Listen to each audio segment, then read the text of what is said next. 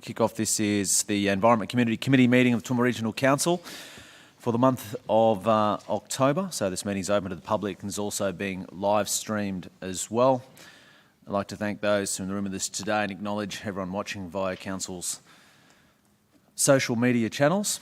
To open, I would like to acknowledge the Aboriginal parties whose songlines traverse these lands we meet on today, the Western Waka Waka, Guyabal and Jarawar peoples, and pay respects to their elders past, present and emerging, for they hold the knowledge, rich traditions and bold ambitions of Australia's First Peoples. First I'd like to obviously welcome the Mayor, Deputy Mayor, Councillors, Acting CEO Arun Pratap, General Manager of Environment Community Nick Hauser, and also acknowledge the Portfolio Lead of the Environment Community Portfolio, Councillor Tim McMahon. So thanks everyone for being with us today. First item that we have, or second item should I say, is attendance and apologies, leaves of absence.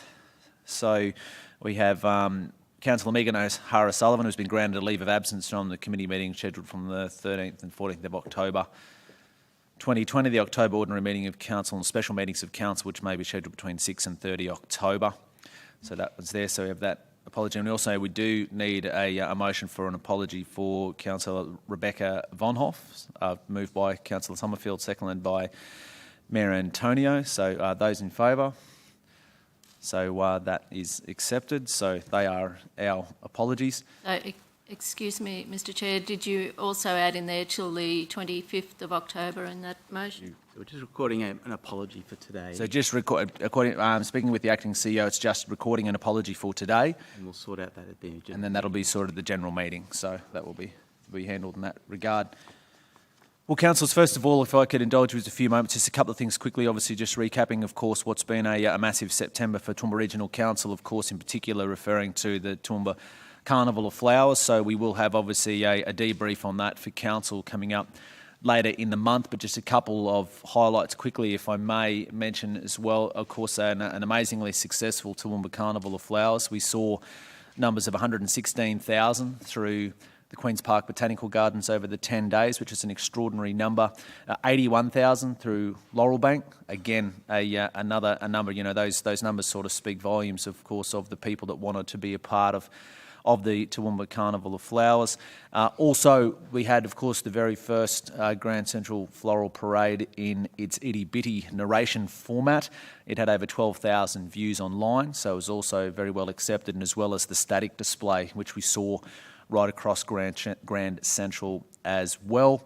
And also, of course, with our hashtag TREats promotion, saw 36 businesses right across the region take part in that. So of the 170,000 blooms that were planted, I know so many of us, of course, were out and about so often throughout that period. We saw how amazing they were. So again, acknowledging the amazing work of the council gardening team. So what they did to have our city looking the way that it did over that period of time, I think is a real credit, Nick. So if you pass it and Manager Michael to the team.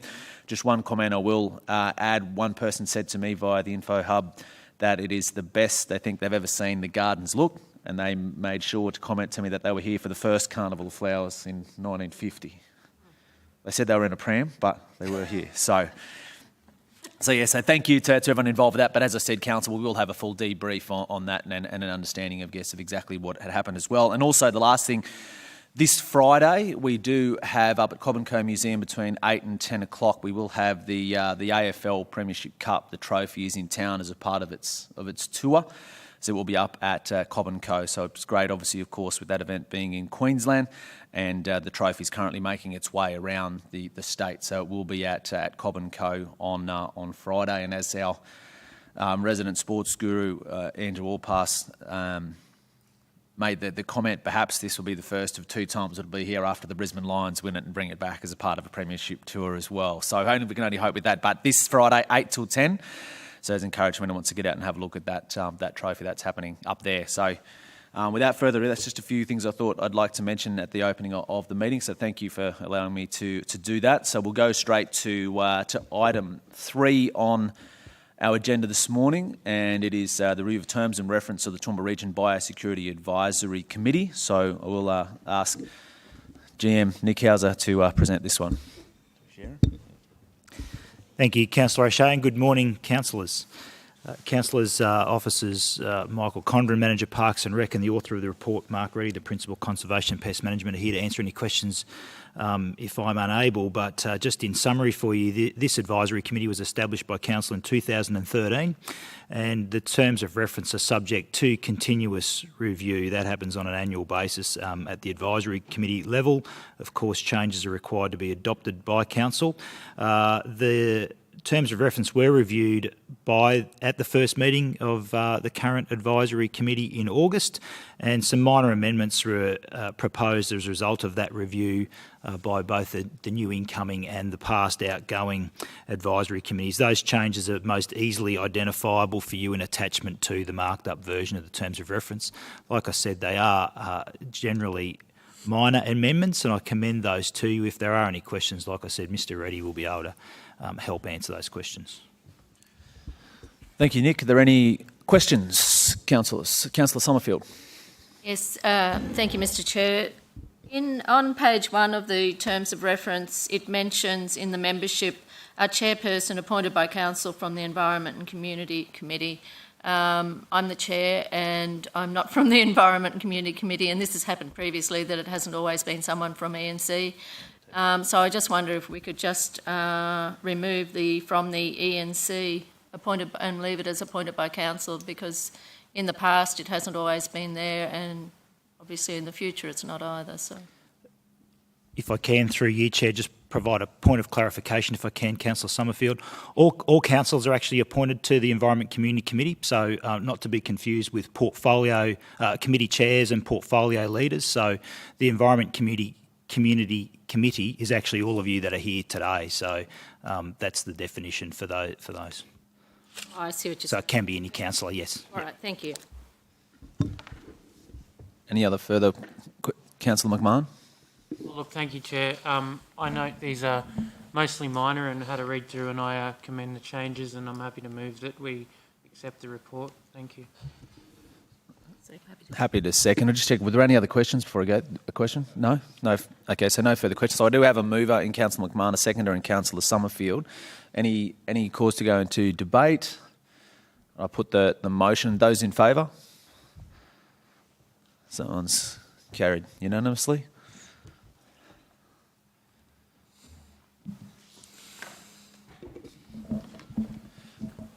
So, councillors, that takes us to item 4 on the agenda, which is a communication tenure to public safety and business agency at Cecil Plains. So, again, I'll ask General Manager Nick Hauser to introduce this item.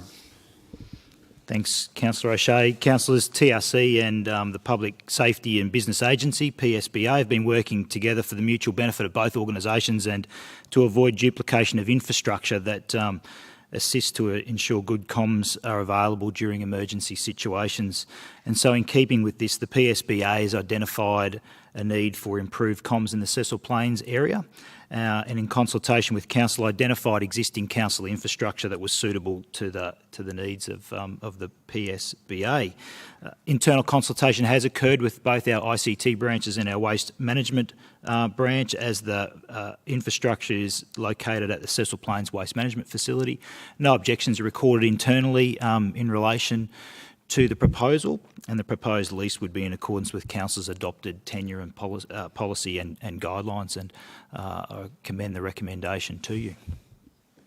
So, question, Councillor Not a Carol Taylor. question, Mr Chair, because this is actually a no-brainer, but it's wonderful to see this cooperation reciprocating rights because, it helps to ensure the safety of the people of that area around Cecil Plains. So I'm happy to move it. Thank you. Okay, so do I have a mover? Question. A couple of questions before I get to that. So, sorry, I'll take Councillor Summerfield first, then Councillor. Sure that opportunities are given for questions before people start moving motions, please. So in relation to this one,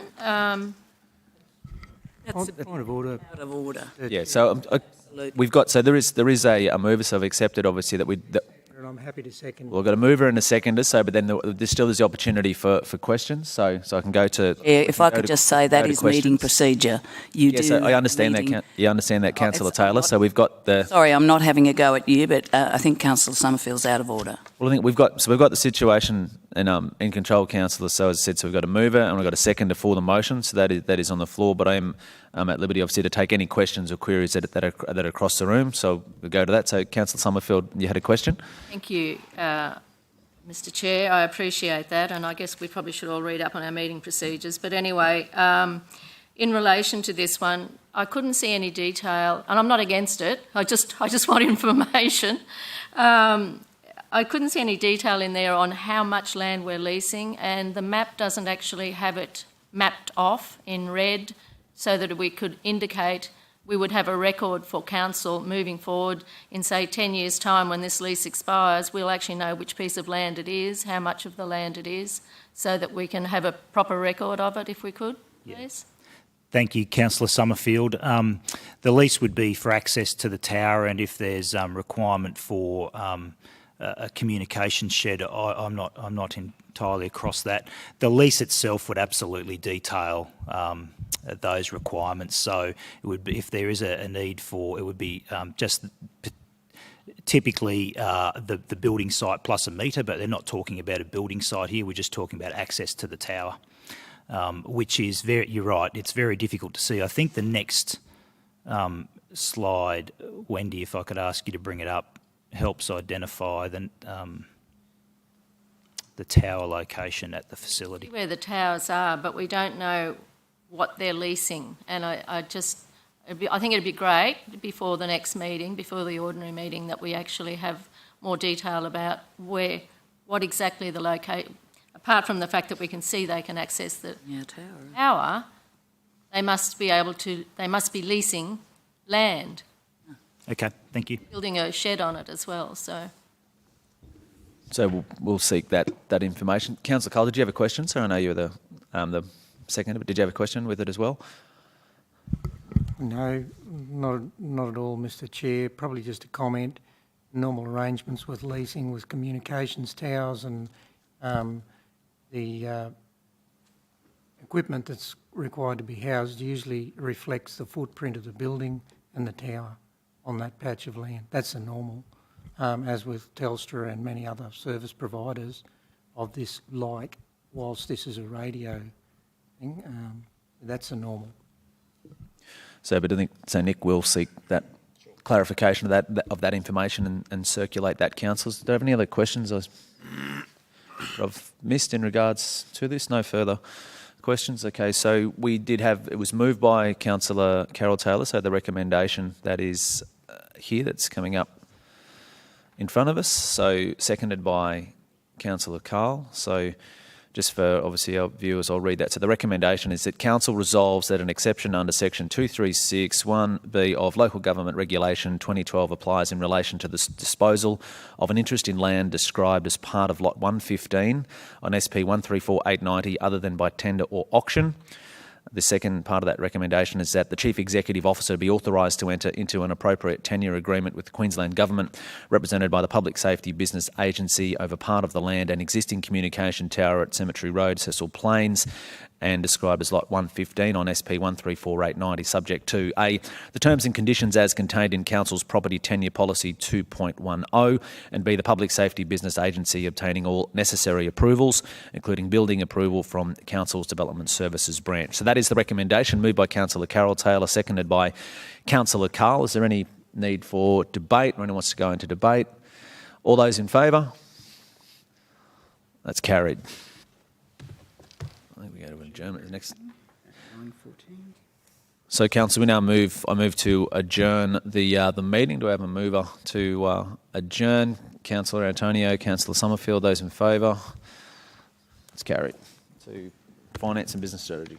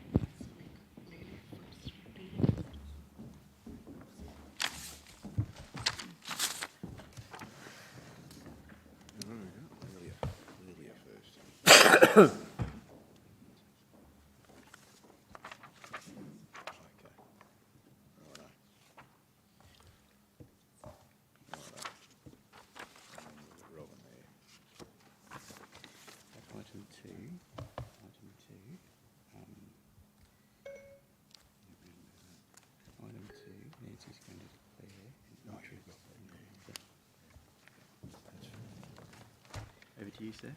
Thank you.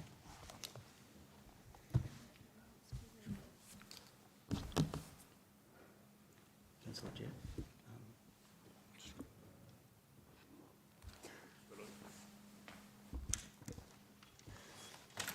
You recall that he was leaving the meeting? Well, councillors, welcome to the Finance and Business Strategy meeting for October, the committee meeting. Can I begin by acknowledging the Aboriginal parties whose songlines traverse these lands we meet on today, the Western Waka Waka, Guyabal and Jarrawa peoples, and pay respects to their elders past, present and emerging, for they hold the knowledge, rich traditions and bold ambitions of Australia's First People.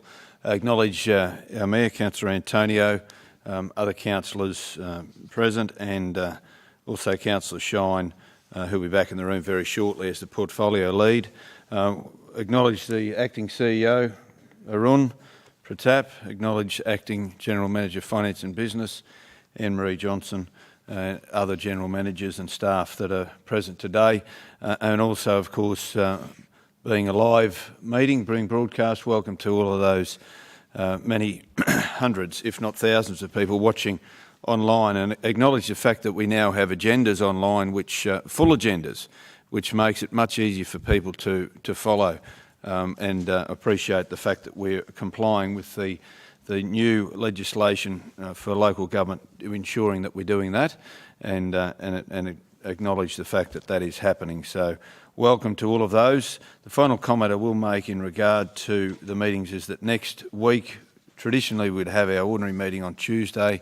Councillors are aware, and for those that aren't, it is now on next Thursday at 10 a.m. rather than Tuesday, due to councillors attending the annual Local Government Association of Queensland conference, where we, in fact, as a council, have a number of motions going forward to the state body in which to vote on. So with those few words, we move to item 2, which is the attendance, including apologies, leave of absence and declaration of conflict of interest. We have an apology from Councillor Von Hoff, and believe we need a motion for that as well. For this, moved by Councillor Antonio, seconded by Councillor Carol Taylor. Those in favour? The motion's carried. We also have a leave of absence that is recorded for Councillor Megan O'Hara-Sullivan, and no motion is required there. Do we have any declarations of conflicts at this point in time, councillors? Councillor Summerfield. Yes, excuse me, Mr Chair, I have a potential declarable conflict of interest in item 7, thanks. Declarable conflict of interest in item 7, which is one of a few confidential. So thank you, Councillor Summerfield. We'll make note of that. Any other declarable or prescribed conflicts of interest anyone would like to raise now? Of course, we can do that through the meeting if need be as well, if something crops up. We move then to item number 3, councillors, in your board papers today, and it is on the Audit Committee, mainly a procedural matter given the changes to local government. However, we do have obviously the Acting General Manager, but we also have got the Acting Manager of Governance and Legal. Layla is here as well to answer any questions. So I might hand directly over to you, Anne-Marie, if that's okay, to introduce the item. Thank you. Good morning, councillors.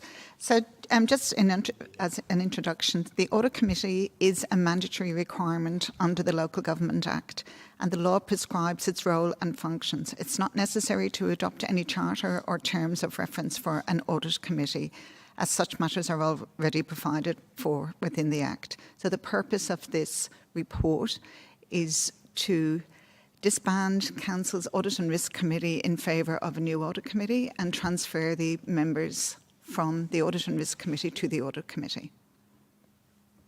Thank you, thank you, Anne-Marie. Layla, would you like to add anything to that introduction? You're here to answer questions if need be. So, councillors, are there any questions in regard to this item? Item 3, Audit Committee. There are any questions to this particular motion, as I said at the start, and certainly Acting General Manager has backed that up. It is more procedural. Can I have a mover to accept that recommendation? Moved by Councillor Carol Taylor, seconded by Councillor Tim McMahon. Anyone would like to speak against the motion? No, I'd like to speak against the motion, we move directly to a vote. Those in favour? Motion's carried unanimously. Thank you. Thank you, Leila, for your attention today. That was great to have you here. Item number 4 then, councillors, we move directly to, which is once again another one of those matters that we have dealt with in the last few months. It's a council pre-approved suppliers exemption from seeking written quotes or tenders. And we do have the Acting Manager for Finance Services, Robin Gray, with us today to answer any questions if there are any. We might hand directly to Robin. Robin, would you like to just explain this one for us? Thank you. Morning, councillors. Is that on? Morning, Robin, yes. You may recall that the annual pre-approved supplier list was presented to Council in August. In the past, we've presented this list annually for resolution by Council, but to be more in line with complying with the Local Government Regulation 2012 Section 235, it's now intended to bring these matters to you as they arise. So once we're made aware of a request for a pre-approved supplier, we'll bring a report to Council at the next available meeting. This particular supplier, Agilent, supplies an agent-type service for the laboratory to keep the equipment NATA qualified. The agent-type service that it provides can connect us to the 75 individual suppliers that we would need to engage to keep our equipment up to the standard that's required. We've done a research to find if there's any like companies around, and we believe that Agilent is the only supplier that we can engage to do this type of service for us. Are there any questions? Any questions, councillors, in regard to this? We have seen this come through over the last few months, and as Robin said, we will see it again as we work through these.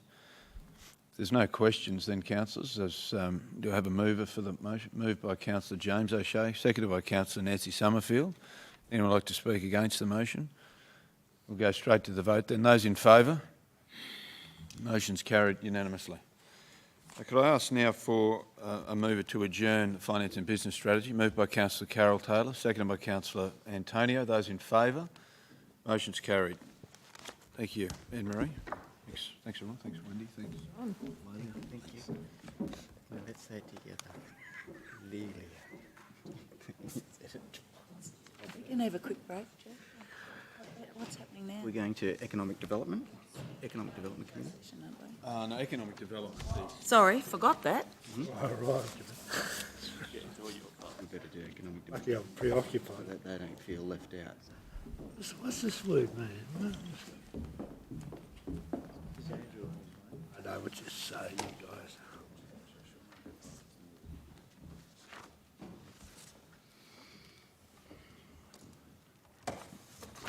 I hope so. Well, I'm overly confident. Good morning, Mr. Mayor. Morning, how are you? We need a chat, don't we? Coffee. Who's going to chair the water? He's a nice guy. Zero go.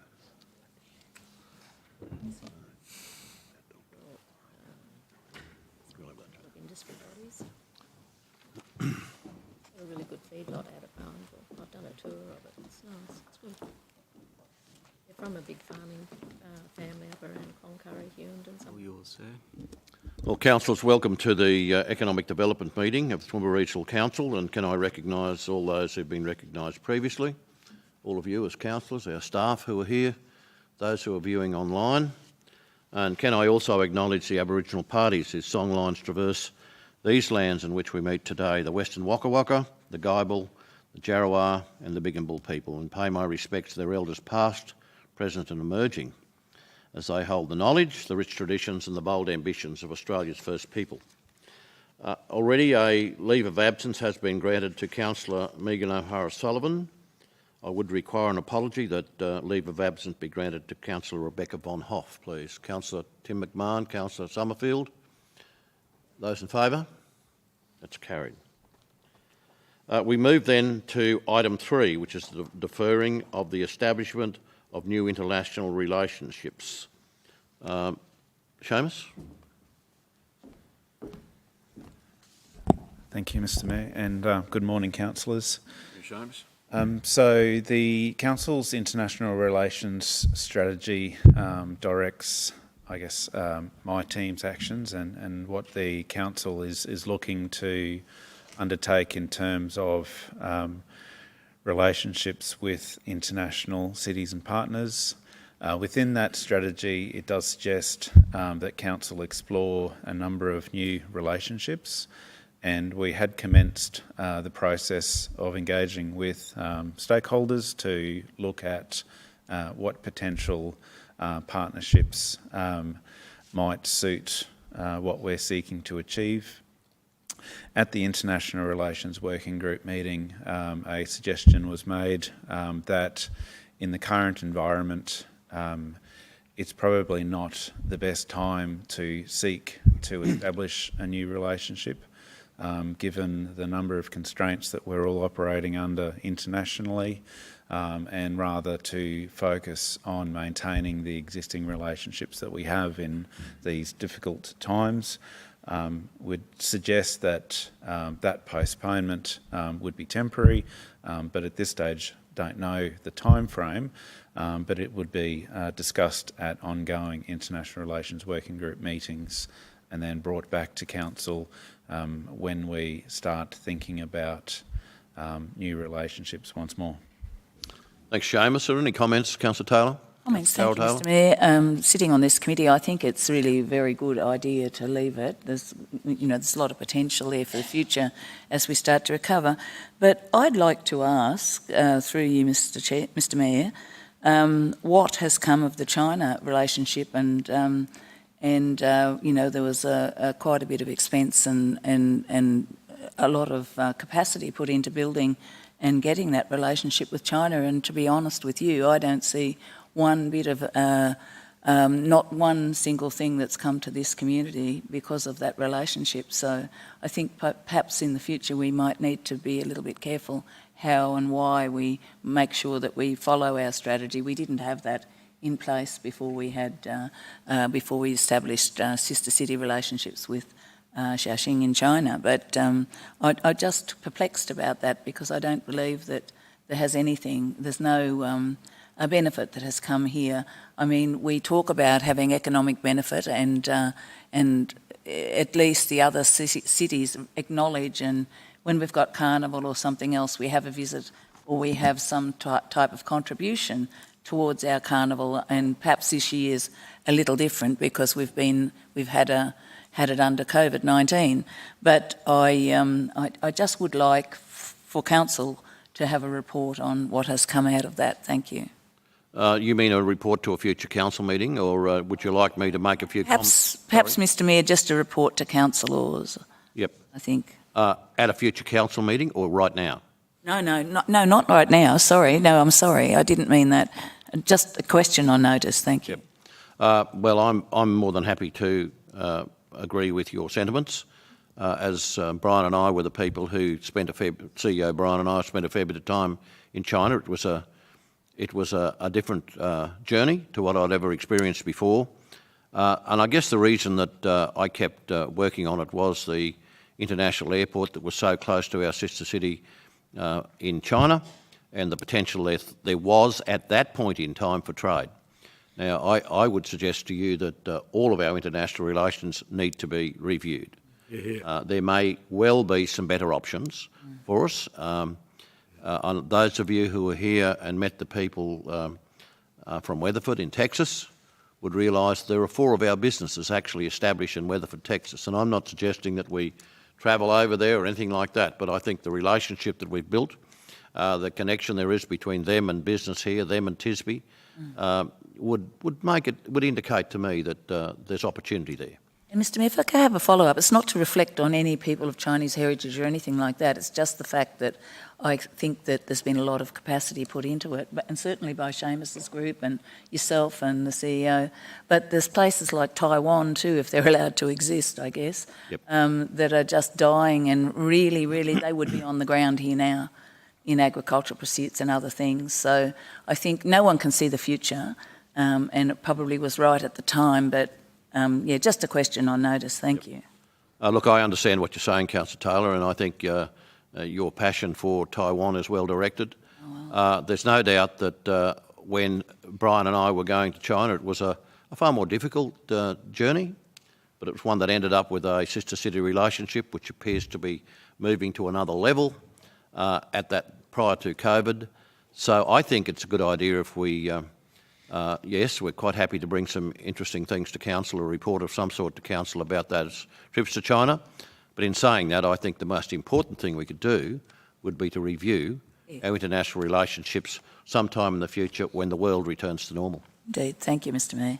Any comments around the Councillor Shine? I'd like to support that idea of a review from a different perspective. I haven't been on one of those adventures, but I have had experience in the state area of parliamentarians going overseas, and to be honest, I can't remember any instance where it's of any value to the state of Queensland. And I think I share the scepticism of many people in our community as to the value of these relationships. So a proper review would be welcome from my point of view. I think the efforts that Brian and I put in were driven by the fact that there's enormous opportunity in China for trade, or there seemed to be, and we continued to work pretty hard in what I'd suggest were very different circumstances over there to anywhere else we've travelled. But in saying that, I think it's appropriate that Council really step back and review our relationships internationally. Councillor Summerfield? Yes, thank you, Mr Chair. Look, there's been a lot of negative comments made about our sister city relationships in the community, and I think where we as a council have let our community down is that we haven't provided details of the outcomes that have actually emerged from these sister city relationships. And I think that in the future, when we do move forward and we do review all of our sister city relationships, we need to ensure that we do actually provide sound reports to the community so that they understand, particularly when we have delegations coming over here, spending time in our city, spending money in our city. And when you think about the students that go out to USQ and how we host those students here, and we understand the economic opportunities that come out of it, because not only do they come here, they experience it, they enjoy it, they come back years later. So there is a lot that does come out of our sister cities, and quite frankly, I'm sick of hearing there isn't. Yeah, Mr Mayor. Sick of hearing. I didn't quite catch the last little bit. Sick of hearing that there isn't any benefit. Yep. Look, you're dead right, and there has been connections in recent times. I've been having phone calls with the Mayor of Wanganui, but the other day I had a most interesting Skype with the Mayor of Paju, which included myself, the Mayor, and an interpreter on either side. It was very prescribed.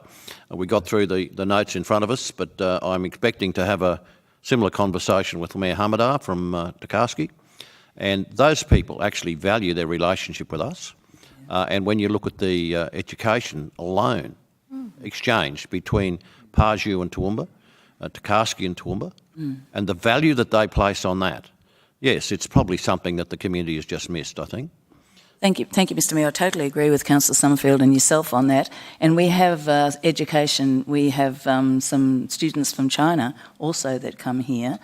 I just wanted to, and certainly that is going on all the time. And then we also have a soccer exchange biennially, and there's many things that, and I know, we're busy. I totally agree with Councillor Summerfield that probably it's our fault for not getting that out to the community and certainly to our new councillors. But I do want to make a comment here that Taiwan, when they have the Smart City conferences, they pay the councillors' way and their accommodation over there. I just want to make that clear. Thank you. Any other comments around the room?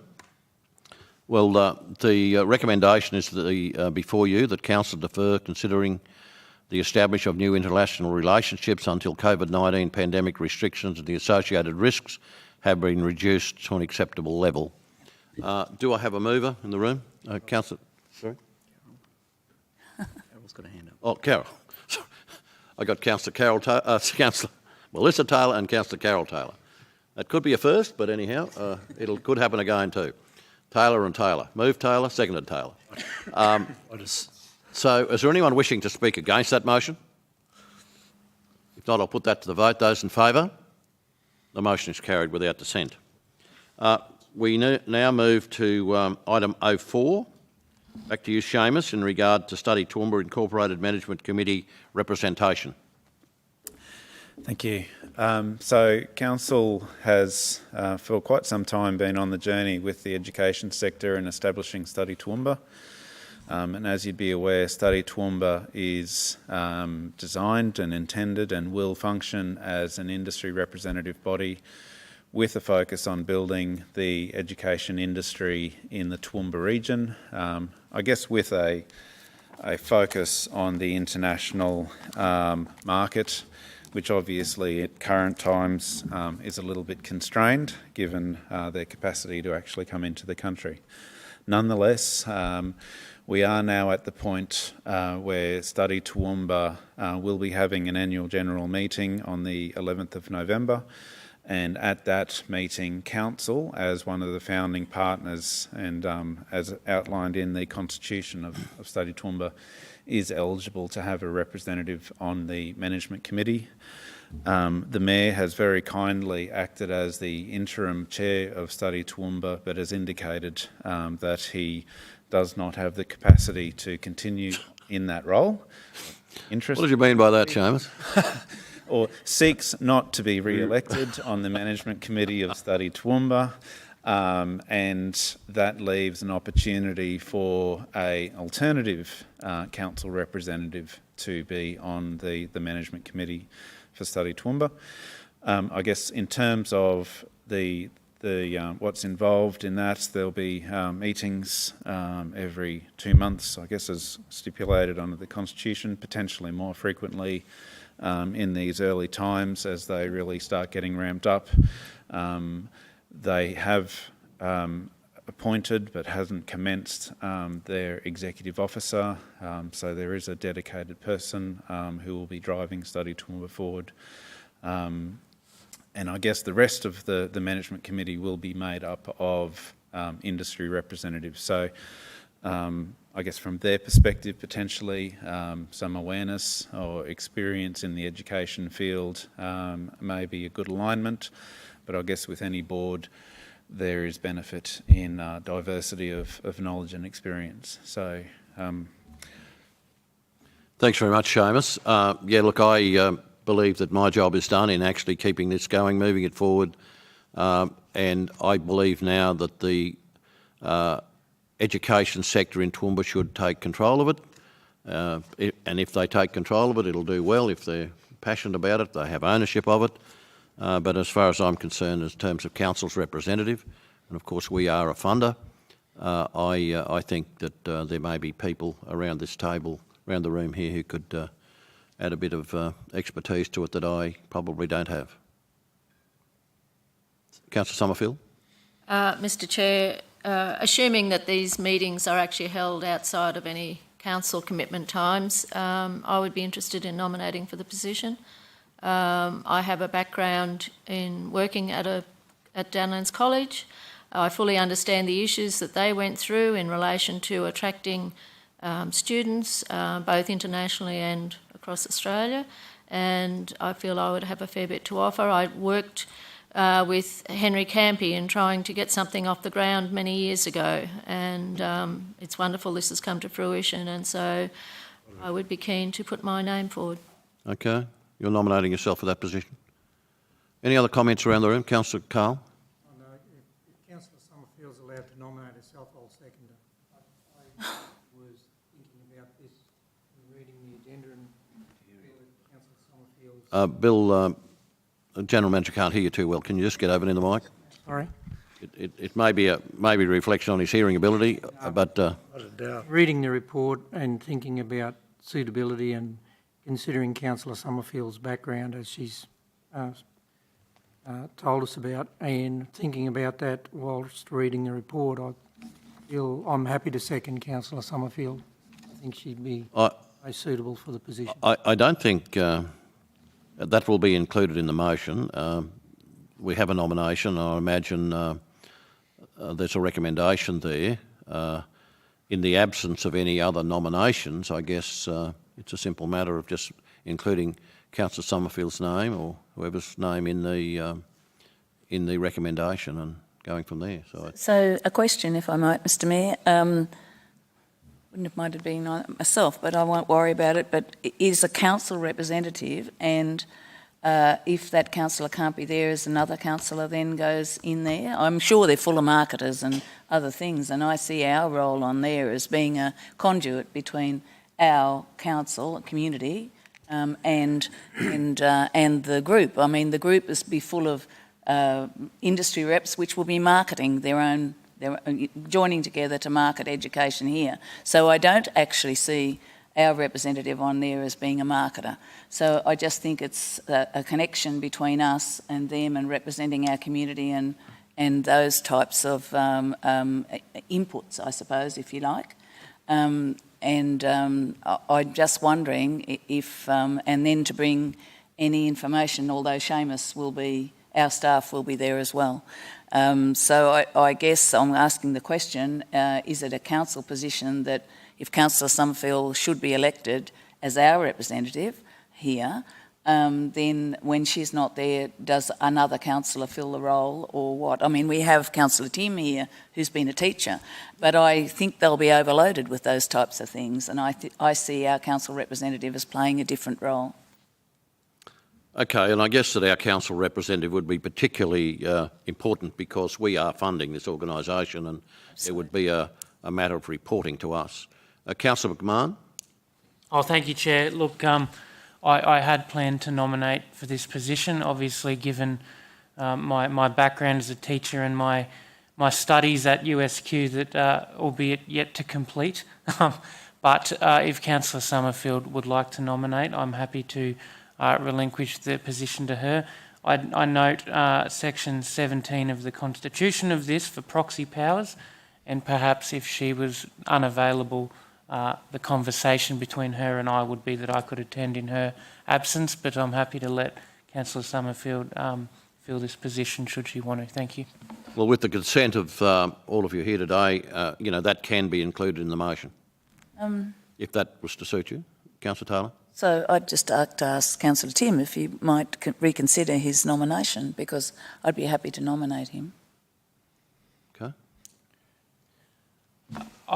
Thank you, Carol Taylor, for that lovely endorsement. I think I'd just be happy if it read Councillor Summerfield and Councillor McMahon as a proxy. Thank you.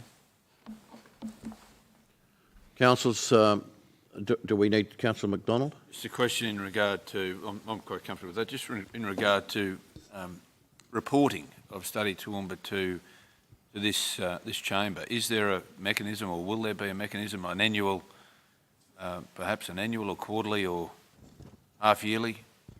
Yes, so at the current point in time, we don't have a stipulation in terms of the reporting requirement to council as a result of our funding, but I think that what we will need to develop, and in conjunction with the management committee once it's been established in November, is I guess that like a service delivery expectation, so similar to what we have with TSBE and what the reporting obligations for that might be. I would think maybe twice a year might be a good option, and maybe the opportunity to distribute the board minutes through the council's representative to other councillors might be a good option as well to keep on top of where things are at. Councillors, maybe for your consideration, would it be appropriate now to include that in the motion that's coming before you, a reporting timetable? You finished, Councillor McDonald? Your questions? Yes. Yep, Councillor Shine and then Councillor Carl. Sorry. Thank you, Mayor. I must say that this is the first I ever heard of Study Toowoomba in the material. Mm-hmm. News hasn't sort of leaked out to the suburb of Newtown where I live about it, but and I was intrigued to your comments, Mayor, that we've been funding it. And I just wondered to what extent and what value we've received from it. It would appear to me that advocacy, its first object is to promote the Toowoomba region nationally and internationally as the preferred choice for education and training. I would have thought that was a function of TSBE, which we also fund significantly, rather than us being involved directly in the effort itself. And I say that because I had the privilege of being on a committee set up by the former Vice Chancellor Jan Thomas, called Education Toowoomba Education City, I think, words to that effect. And the Deputy Mayor was on it as well. A lot of work went into that. It involved all of the schools and businesses, and et cetera, et cetera. At the end of the day, it fell flat. And I'd be intrigued to find out what the history of Study Toowoomba has been and what it's succeeded and what successes it may have attained to date, and its worthwhileness, therefore, for the future as well. Seamus, you could answer that, please. Yes, thank you very much for the question, Councillor Shine. So Study Toowoomba, I guess, follows on in the vein of similar entities across regional Queensland. So Queensland's reasonably unique in the international education sector, in having, I guess, our international students located with a fair degree of range across the state, as opposed to New South Wales and Victoria, where they're mainly constrained to the capital. So there are Study Cairns, Study Townsville, Study Sunshine Coast, Study Gold Coast, up until recently Study Brisbane, and Study Queensland, which is part of Trade and Investment Queensland, had selected Toowoomba as one of two preferred clusters that they wanted to support the development of. And in that vein, we've been successful over the last 2 or 3 years in attracting quite a bit of funding support from the Queensland Government that we, as in council and industry representatives, also contributed to bring international education agents to Toowoomba. We host a welcome event for international students. We've done a range of strategic work. So we have done quite a lot in the background. It's been a long genesis to get to this point, and finally we're at the point now. It's taken a long time, but glad that we've got here finally, that they now will have a dedicated resource and not be so reliant on council to support them. And I fully expect that once that's the case and that person started that role, that it will do fantastic things. Council's contribution financially hasn't commenced yet. It will commence now that they actually are starting to generate their own ongoing expenses in terms of having this role. And our commitment is $35,000 a year for 3 years. And at this point in time, we've got significant funding, significantly more than council, from the Queensland Government through Study Queensland, from USQ and from TAFE, to enable us to have this role confirmed for a 2-year period at this point in time. And I guess the reality is that industry now needs to get behind this body, behind this person, get the benefit, and being a membership organisation to continue funding it. And at the end of that 3-year funding commitment from council, we would need to consider whether we still have a role in funding that organisation or whether it's best handed over to industry to represent themselves. Thank you. I would say that TSBE has been involved in the Study Toowoomba conversation as we've gone through the process, and I guess there was a diversity of thoughts in terms of where it was best placed, but the strategic work and the work with industry determined that a fully independent entity was their preferred model, and which is the path that we've gone down. Councillor Shine. Just a comment. Thank you for that explanation, which I genuinely had no knowledge of before, and I suspect I'm not alone in the city in that degree of ignorance. And it might well be, through the Mayor as the chair of this portfolio, it might be a good idea to engage our communications branch to spread the word about what this is about and what we hope to achieve in that regard, if it hasn't already been done. Okay. Yeah, and I think the success of it, as you would know, councillors, will all depend on the the passion that the education industry has to come together and work together to build education in this community. Councillor Carl? Yeah, Chair, as far as reporting and suggestion of putting reporting requests in, I think we should probably hold off respectfully. It's not like Tisby where it's a wholly owned entity of council. Seamus has rightly said it's an entirely separate incorporated entity of which we are one member and we're not the principal funder. So I think it's probably a bit rude if we go ahead and ask for a reporting mechanism ahead of establishment and the committee to agree on the terms of how and when they will report back to each of the members. So I would suggest we leave that one. Not suggesting we don't get a report, but it's probably best to roll it through the structure first. Okay, Councillor, any comments on that from anyone?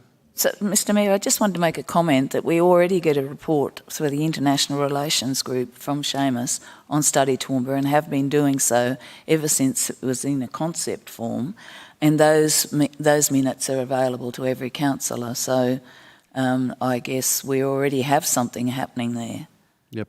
And the other question I'd like to ask is would it be, you know, like many things, it's not ours, as Councillor Bill says, but if the Mayor should want to go there as an ex officio, that would be the case if something important were happening. Yep. You know, some big strategic presentation or something else, that I think that should be the case. Yeah, look, I'm quite happy to work on those conditions as I do with many other organisations.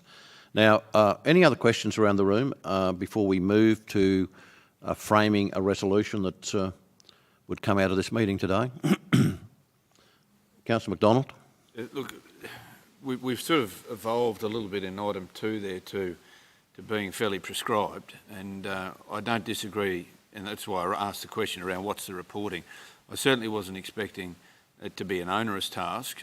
An annual update to this chamber would be useful in light of what Councillor Shines mentioned in regard to an opportunity perhaps at an ordinary committee meeting of economic development in order to have a Study Toowoomba update that can then be made available for public awareness of what's actually been happening. So I would suggest to you that an annual performance update or an annual update would be all that's required, given that through the International Relations Working Group there is an update given. I respect that as well. However, I think in light of Councillor Shine's comments, which are valid and probably reflect a fair chunk of our community, there's an opportunity to promote what is happening or what's planned to happen at an annual report to the economic development. You know, that's all that's required. And it may well indicate the community's involvement broadly in the education sector and the support for the education sector and the support for the Study Toowoomba group if we were to do that, and particularly considering we're going to be one of the major funders, it's probably a good idea that there was a level of reporting, but exactly how that happens is entirely up to a vote of this room. Any other comments around the room? Councillor McDonald? Yeah, just I don't believe we need representatives in that motion. We just need exactly what you've got there. Performance report. Yeah, Study Toowoomba Included Management Committee. That's what it's called, isn't it? That's the title of it? Study Toowoomba Management Committee? Correct. Okay. Well, that's very comfortable with both those motions. And I know Councillor Carl indicated to second the motion earlier, so more than happy for you to take control of the chair and do that if you wish. The mover was... did we have a mover? Early on that he was going to... I don't think we had a mover, did we? Well, I'm happy to move both recommendations, one and two. Councillor McDonald's prepared to move that. Councillor Carl is prepared to second that. Anyone wishing to speak against the motion? If not, I'll put it to the vote. Those in favour? The motion is carried. Thank you. We move then to the appointment, item 5, which is the appointment of members to the Bridge Street Quarry Development Advisory Committee. Andrew. Good morning, Mr. Good morning, everybody.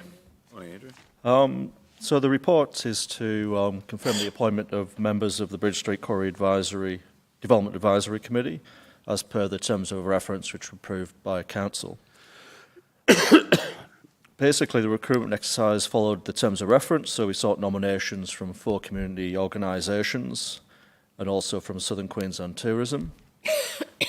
We sought nominations internally within Council from subject matter experts, and also undertook an expression of interest process for a resident of Bridge Street, east of Mackenzie Street. In that process, we received 3 expressions of interest. 2 proceeded to interview, and we appointed unanimously the resident member of the advisory committee. We also sought expressions of interest from TESB and also from the Chamber of Commerce, Toowoomba Chamber of Commerce. Only the Toowoomba Chamber of Commerce put an expression of interest in. TESB expressed support for the advisory committee and would assist as best they can as the committee evolves and the agendas evolve as well. A nomination from an Aboriginal and Torres Strait Islander Advisory Committee representative will also be sought once Council has approved their membership of their advisory committee. So the recommendation is that the advisory committee membership be approved. Comments around the room? Councillor O'Shea. Yeah, thank you, Mayor. Just I had a couple of questions on this, and I might be a bit late to the party on this. It's mainly around terms of reference. I was just curious before you talked about TSB and what sort of role it would play in it. And I know we set through the terms of reference that it would be just one or the other between the Chamber or TSB. What sort of role do we see TSB playing in it? Because I just look at one of the key functions that we've got of this committee would be to advise Council on funding, investment and partnership opportunities directly aligned with the redevelopment of the site, including Council, other government, private and philanthropic sources. I would have thought TSB would be the go-to for that actual, you know, when you're talking about of a body that could source that, all of those that we've got listed there, or wouldn't they be the best placed in this region in regards to delivering that function?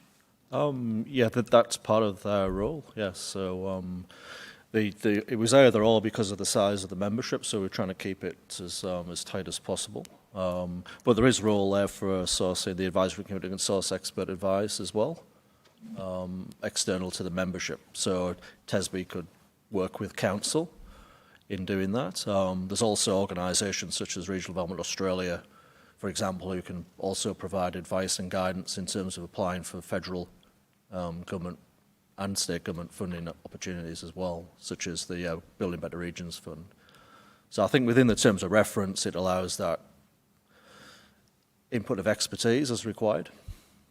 Again, and as I said, that's nothing against obviously having the chamber. I think both of them will play a key role in this. So that's sort of comforting to know that the TSB will still be lent on in a key aspect around particularly around those sort of topics, and they don't need to be specifically in the actual terms of reference of having a seat on the table.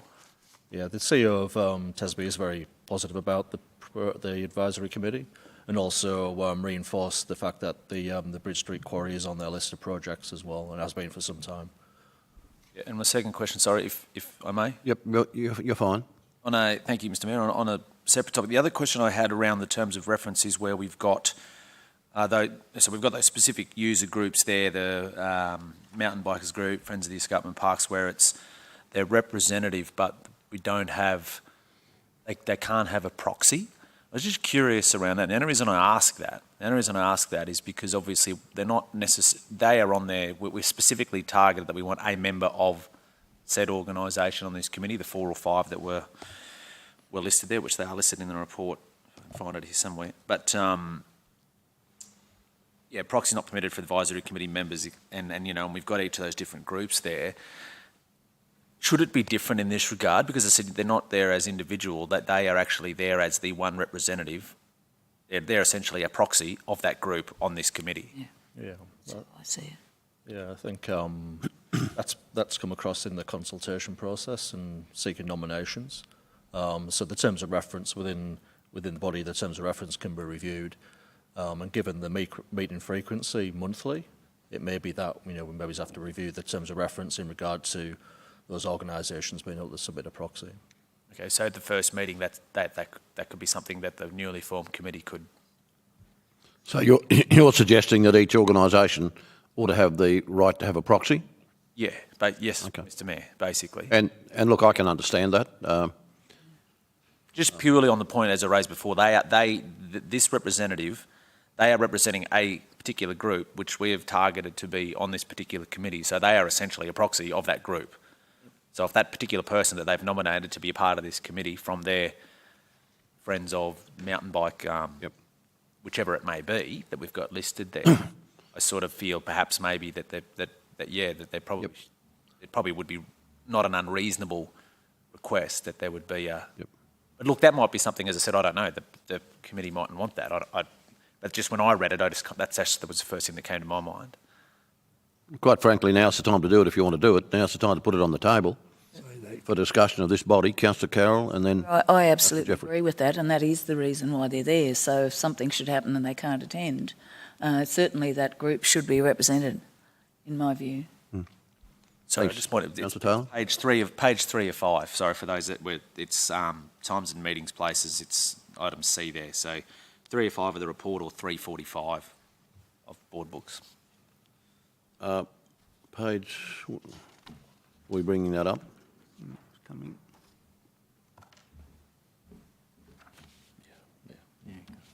And what proxies are not permitted. Yeah. Don't know why. You know what?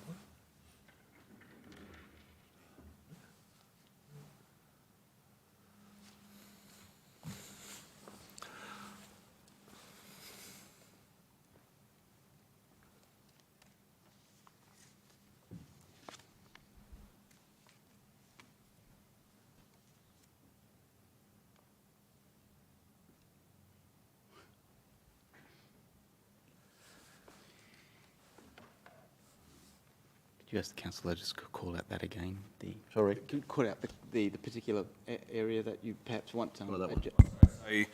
So it's page 3 of 5 of the report, or 345 of board books, and it's section C under the times and places for meetings.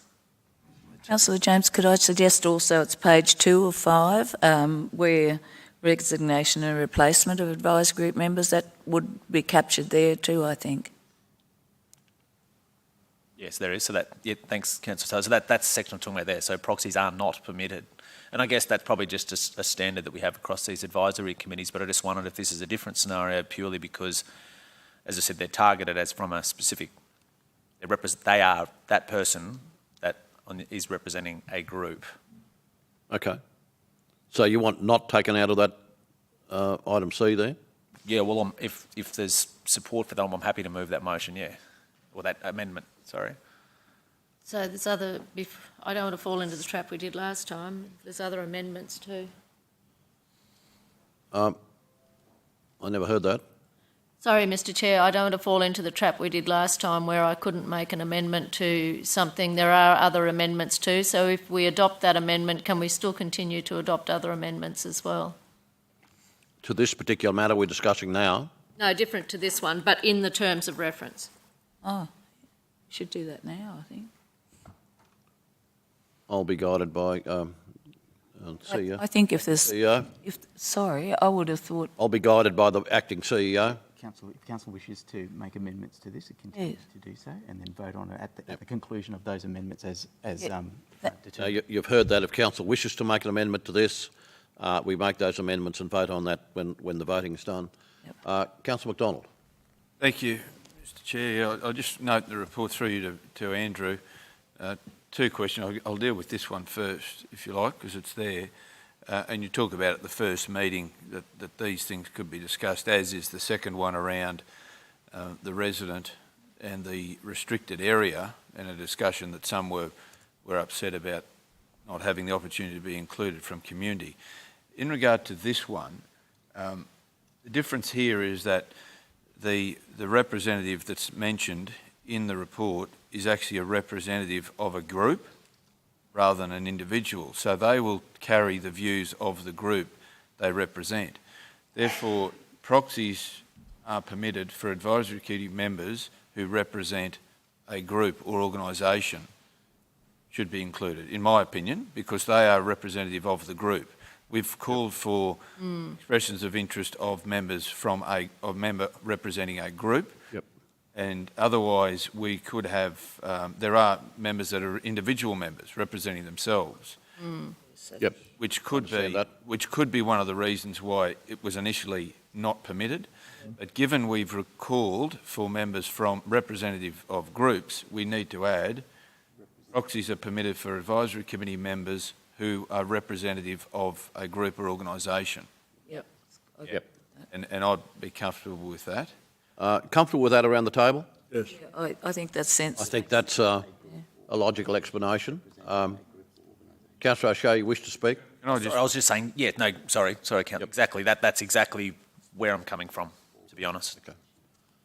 I just, Sorry, Councillor McDonald, back to you. That's dealt with that one. The second question through you to Andrew was simply around the paragraph that talks about other residents outside the defined area of Bridge Street expressed an interest in joining the advisory committee, including residents of Prince Henry Heights and East Street. I just wondered how many applications or levels of interest we did get from people that were outside of the defined area that we said, Bridge Street. Yeah, we had the 3 from within the defined area.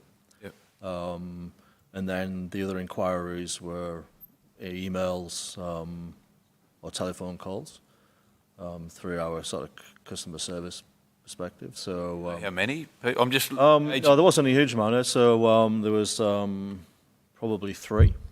Okay. And I met Hundreds of people No. making contact, wanting to be on this committee. Yeah. That's okay. Yeah. That's But the overwhelming interest was positive. So I met with a lady on East Street. So I went to see her property and so there's, it was within, given the defined space, which isn't a long part of Bridge Street, I think we had some pretty, we got some really good. it was really coming to, did we have many people call that said, I want to be part of this, but I live elsewhere?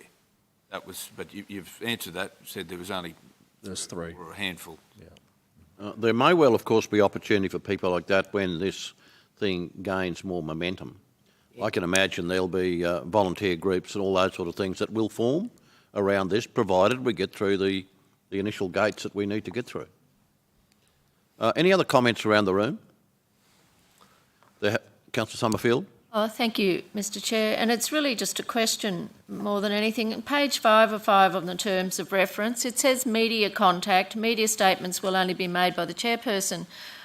I am curious that is in there because I didn't think media statements were ever made by the advisory group. I thought media statements in relation to something like this would come through council and a media statement be made by council. So I'm surprised that one's in there and I'm not sure I've seen it in any other terms of reference and I'm just wondering why it's there. Good point. This is a particularly I've got to answer that. one that we do make sure we get our media right. I think there's tremendous passion about this in some areas of our community, but I think we need to harness that passion and have a single voice and a single objective. This committee, I hope, will do that. And then, of course, anything this committee recommends comes to this council for confirmation.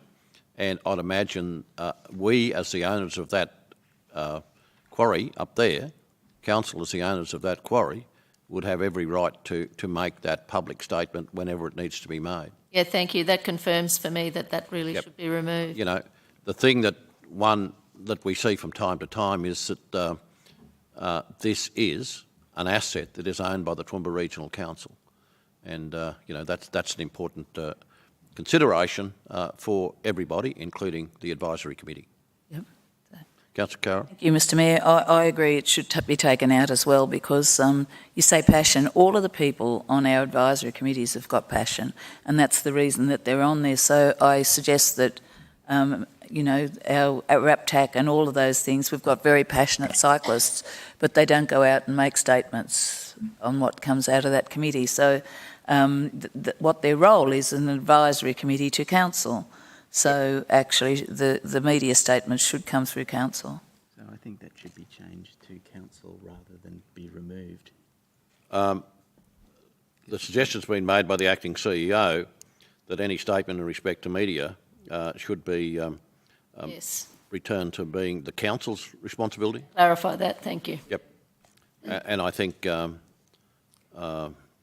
would be the most appropriate thing, because it could be that in the coming few weeks or even in the coming months there could be people who wish to get behind the Quarry project and provide a very different framework for it. So, now, are there any other comments? Councillor Carl, firstly.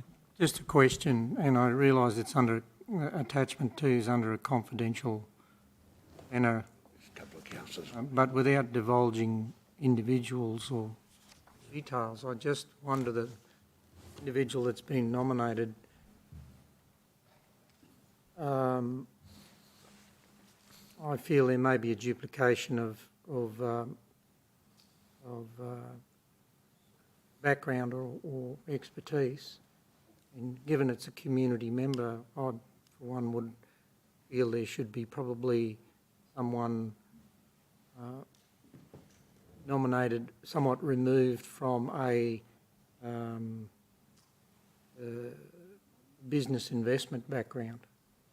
I would suggest there's already a large number of people, given the nature of this and project, or proposed project, and where it's heading, there would be a plethora of people with that interest around the table. I'd much rather see a community member that isn't necessarily from that background and can give a broader view or a context from the community's point of view. I just think that person is too connected right from the start. Happy to go into confidential later and elaborate on it, but I just think we probably should go out and rethink a community member nomination. Personally, it could mean that there is a heavily weighted representative body around the table right from the start. Otherwise,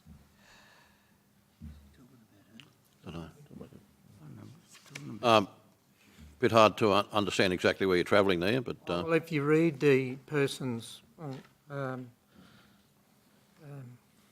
qualifications or background there, it talks about business and investment. You know, we've got to be sure that we're getting a broad cross-section of input from community. There are already numbers of people with connections or expertise or interests in that background around the table now. Alone there be another community member. So I'm saying... I will not go and ask that question. We should rethink that and be careful to include, whether that's in the geographical area or not, careful to include someone who is, in my view, probably representative of the broader community's interests, despite, yeah. Okay. I hear what you're saying, Councillor Carl. Councillor Summerfield. Thank you, Mr Chair, and I fully understand where you're coming from, Councillor Carl. However, I specifically requested that this additional person be added, and my reasoning for it, which is why it's been identified, a resident of Bridge Street, east of Mackenzie and before the quarry. There was a reason for that, and it didn't matter what they did or how they looked or anything else. It was purely that they lived on Bridge Street and they would be experiencing increased traffic, all that sort of thing, as a result of the quarry. And I wanted to make sure that there was a representative of our community who would actually be at the coalface in relation to the changes to Bridge Street as the quarry progresses. So to me it was a voice of the experience of as a resident, rather than what background they may or may not have, but purely the fact that they fronted onto Bridge Street and that they would be experiencing whatever they experience as a result of the Quarry Gardens. Thanks, Councillor Summerfield. And I think from day one, when we talked about this, we were pretty adamant that we engaged with people in that area So I'm not going to go into any detail, but, you know, obviously we've got some people from that area who would understand living in that area and the impact that there could well be of the Quarry Gardens in terms of their livability.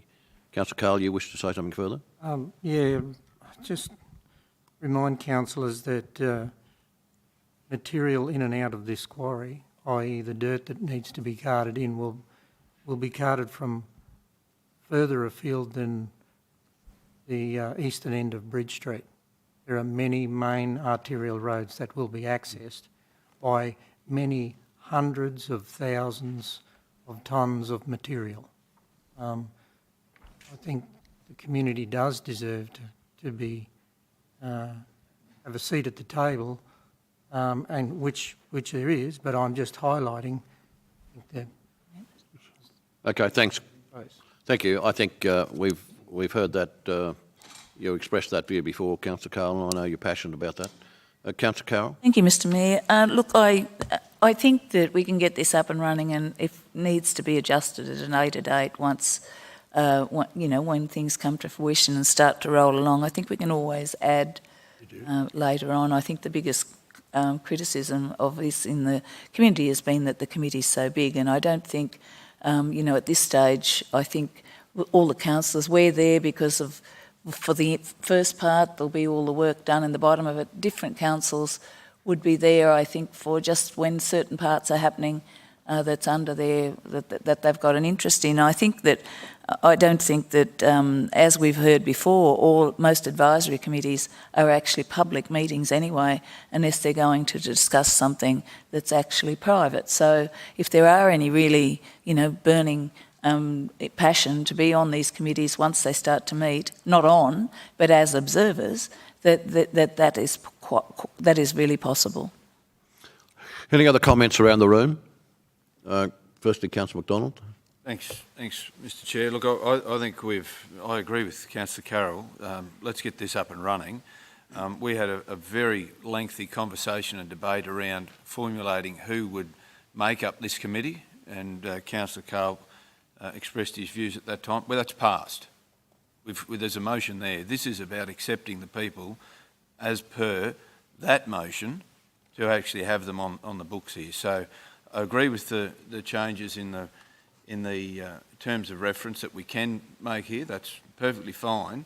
The media statement, so from a practicality perspective, there will obviously be media around when this first meeting's on, whenever it might be, and it's mentioned in here around November. So there will be media attention. So if Councillor Shine's actually the chairperson. So if the chairperson gets contacted by a media outlet looking through a practical lens here and says, oh, you've got a meeting coming up, I see there, can we talk to you immediately following the meeting? So the answer based on this, the answer from Councillor Shine will be that a report or a media statement will come through council in due course. Is that how I read it? I don't. Catalysts of it?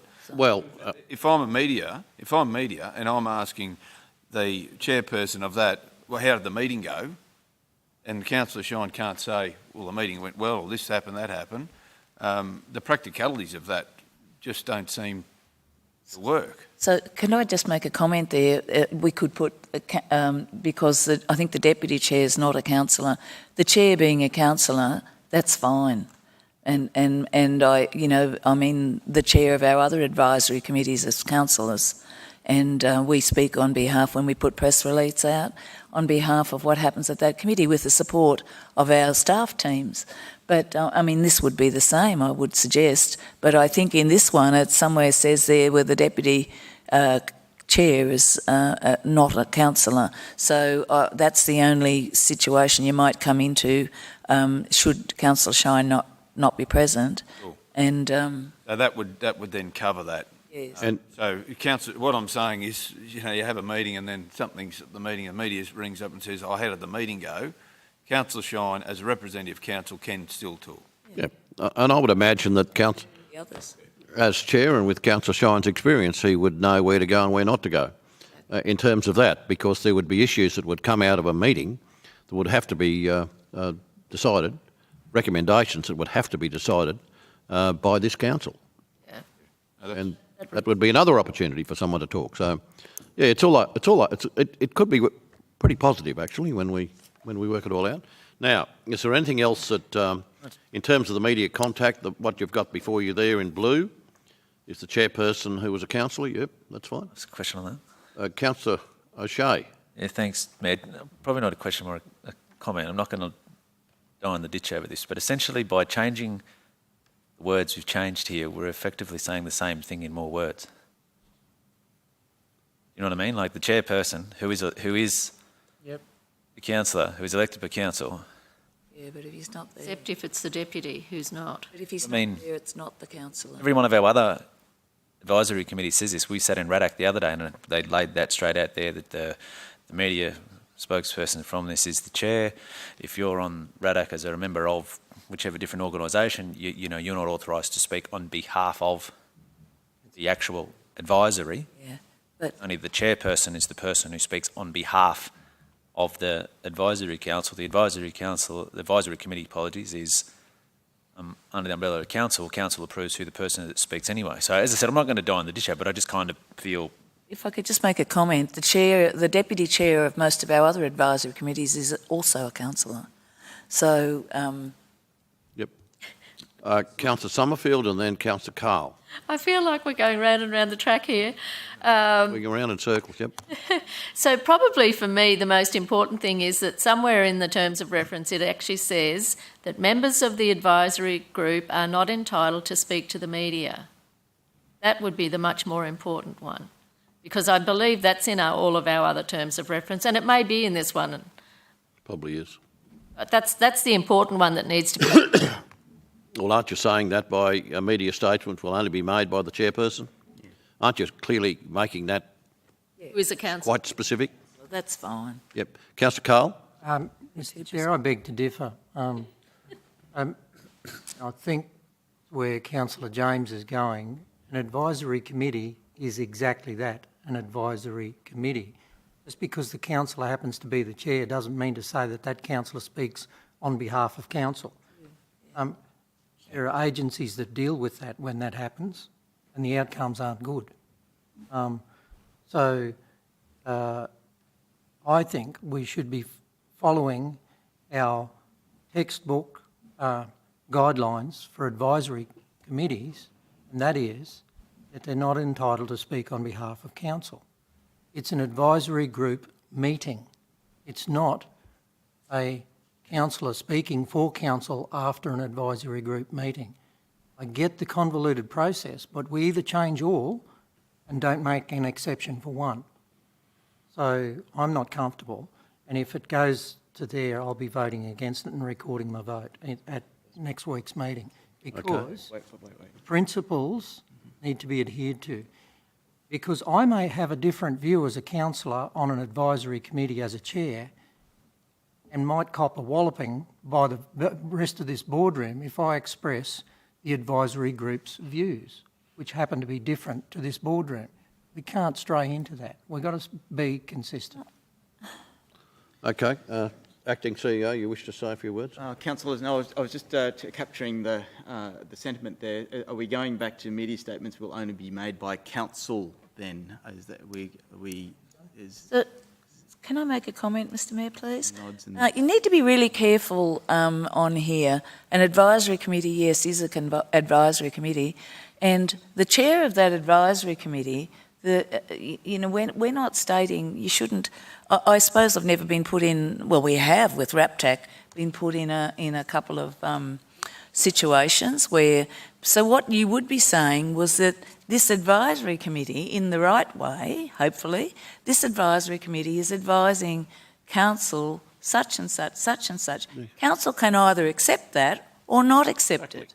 And that's actually how they work. I mean, we've got something on the RAPTAC that was there 5 years ago that hasn't been done, hasn't even really been brought to council. It's not just fell through the cracks. But at the end of the day, that's what an advisory committee is. Be careful not to kill passion. I mean, if you've got the chair there and something exciting's happened, the moment's there, it's not contrary to anything council thinks, and they're wanting to make an announcement, I mean, be careful you don't kill everyone who goes on advisory committees has got an interest in that area and a passion for that area.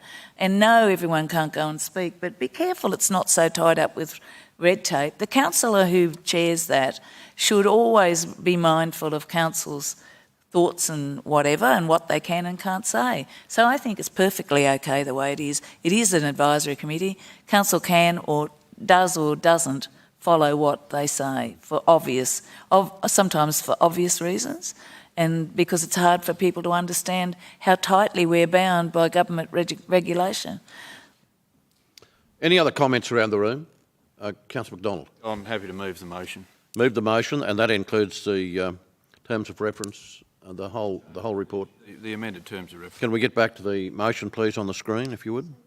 Mr Mayor, may I make a comment if I could? Acting CEO wishes to make a comment. Just to clarify that we've split the recommendation now into parts 1 and 2. 1 from A right through to J,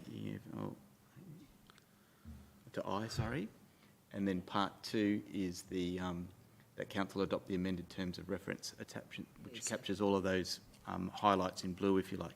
Council, before, at the risk of snatching defeat from the jaws of victory, 1A, if I may add, it says up to an additional 4 councillors. I'd seek General Manager Summers' advice, but I would think that the words an additional need not be there, so it would read up to 4 councillors as required from time to time rather than additional.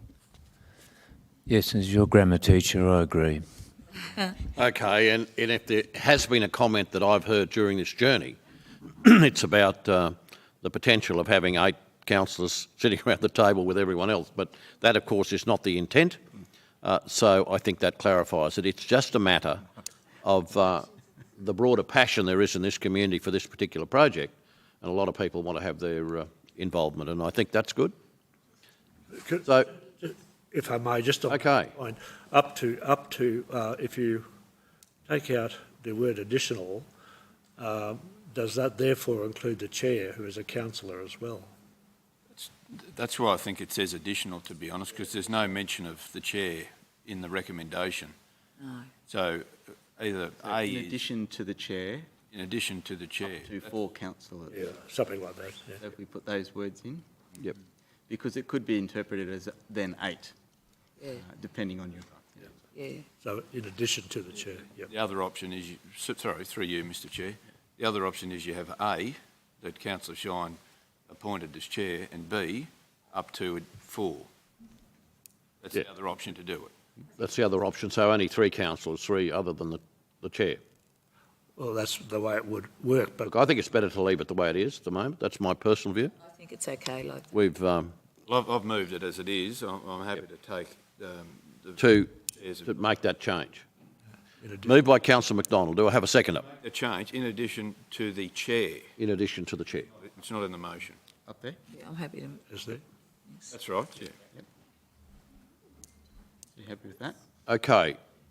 We have a motion that's been moved by Councillor McDonald and seconded by Councillor Carol Taylor. Anyone wishing to speak against that motion? If not, I'll put the motion for your vote. Those in favour? Those against? Councillor Cole, you wish to have your vote recorded?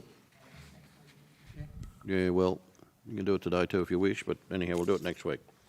Okay, that's carried. So we'll move then to item 6, which is the Toowoomba CBD Railway Parklands Priority Development Area Expert Advisory Panel. Andrew, back to you. Thank you. So the purpose of the report was to present a revised terms of reference for the establishment of an expert advisory panel, and this followed the council information session held on the 26th of August 2020. So the purpose of the expert advisory panel is to provide best practice and industry-leading expertise and advice to inform council decision-making around its future development investment across the Toowoomba CBD and the Railway Parklands Priority Development Area. In the context, our area is the area from the Toowoomba Hospital through to Bridge Street, West Street through to Hume Street. So it's wider than maybe some in the community would consider the CBD. And the basis of the committee is that expert advisory and problem-solving role. So it's proposed to recruit a panel of up to 20 experts from a range of professional disciplines, and those professionals could have regional, state, Australian, international experience and expertise, which wouldn't normally be available to council. They will be remunerated, and that's in accordance with level 2 of the Queensland Government Body's remuneration procedures for part-time chairs and members of up to $400 per meeting. And only 7 of those expertise, up to 7 expertise, will be expected to attend any meeting at any one time. So the budget for that is around $12,000 per annum. Although once established and providing that proven, it is anticipated that the council or the groups within the council and branches could actually access their expertise to advance their own projects across the region. And that would also add to support the recruitment of those experts by giving other opportunities rather than we meet once a quarter. And it's a reflection for me personally about the growth and development within the CBD and the importance of both the CBD to the economy and also the real potential opportunities within the Railway Parklands Private Development Area to really start working with the private sector to get development going within those 2 areas. And also it's a recognition, I guess, of the council, the region, the CBD's role across the wider region in terms of a service, retail, entertainment centre and commercial centre. So the recommendations are that the council approve the establishment of the expert advisory panel, along with the recruitment process, and also the remuneration of the experts. Okay, Councillor Carroll. Thank you, Mr Mayor. Council had a panel, not a panel so much as a group of people, urban planners and placemakers, landscape architects and architects. I think it was in the first term or perhaps the second term of council. I don't know why it fell over because it was really, really good. And I actually think I very strongly support this. And I think our railway parklands and the PDA have actually fallen off the radar somewhat. And that is really right in the centre of town. And we need to progress this in a vibrant and knowledgeable way, I guess. And I think that this is it's a very, very good report. And I think it should work well. Always depends, I suppose, on who you get, and I'm sure we'll try to get the right people. So I think that this is a really great initiative, and I support it very, very strongly. Okay, any other comments around the room? Councillor Summerfield, and Councillor Carl, and Councillor McDonald. Thank you, Mr Chair. I've got a number of questions, if I could, please, if you could bear with me. I just wonder, this is an advisory panel, group, whatever you want to call it, and all of our other advisory groups have councillors on it. I would have thought that there would be planning councillors on this advisory panel group. And I'm just wondering why there's not. I would have thought at least one from planning and one perhaps from another area of council should be on there so that they're kept up to speed on what's happening as well and can come back to council with that. It also says the appointment of the people on the group will be done by the CEO, not endorsed by council. I find that very strange. On page 5 of 6, it says the quorum can be 3. And I find that extraordinary when there's at least 20, I've forgotten exactly, 20 members, and they're accepting a quorum of 3. It should be a minimum of 51%. I suggest that'll be... An answer, please. I might just take that on initially, and if, Andrew, you've got anything additional to add. Last question first. The quorum, it's an expert. I think council was quite specific in that it wanted a panel of experts. I guess if a councillor had that expertise in a particular area, then probably that would be appropriate. But we took council council's instruction literally that we would establish a panel of expertise, similar to the design panel that we had set up a couple of terms ago. And one of the reasons that fell over, I think, was that there was no remunerative arrangement in that one, and it was we were bringing experts to the region on a reasonably regular basis, and in the end, we were starting to lose those experts along the way. But it's an expert panel. So in terms of the quorum, if a particular meeting of the experts is being held in regard to an element, a design element or something like that, it may not need to have the entire number of experts present. In terms of the councillor present, I mean, that's up to council if council wishes to have a councillor or councillors on the committee, but one wonders whether that's starting to defeat the purpose of having the expert panel. In regard to the item about appointment by the CEO, I might hand that over to Andrew to explain that one. You're looking for expert. Yeah, that was I guess it was the thinking was that we were actually recruiting an advisory panel, and that the CEO would, as per recruitment processes, would appoint the representatives. And because I mean, I guess so this is a growing and evolving panel. So we're saying up to 20 members, so it might change over time. So for example, the recruitment process may initially recruit 5 or 10 members, and then additional members might come along as that momentum grows and the awareness in the wider community grows, and then we'd be sort of bringing membership back and forward to council. Yeah. So it's provide that flexibility, but that was from our perspective. Anything else from Councillor Summerfield? I'd just like to mention, Stuart mentioned about any of the councillors having expertise. So from my perspective, for the planning councillors, their knowledge would grow in being involved in this panel as well. So it exposes them to more experience, which is a positive for this council as well. To have that additional knowledge sitting around the table is a good thing. So. Okay, thank you. We've got about 4 people lined up. Councillor Carl's next, and then Councillor McDonald. I'm quite comfortable with the recommendation as it's put in being in the planning and development portfolio. Part of the reasons why I feel comfortable, and the General Manager's alluded to a couple, I was the chair of the urban design panel when it was up and running. It's good. And the principal reason why it fell over was the council of the day didn't agree to remunerate a panel of experts. And you can only get them to do pro bono work for so long. That's why the level of involvement dropped off.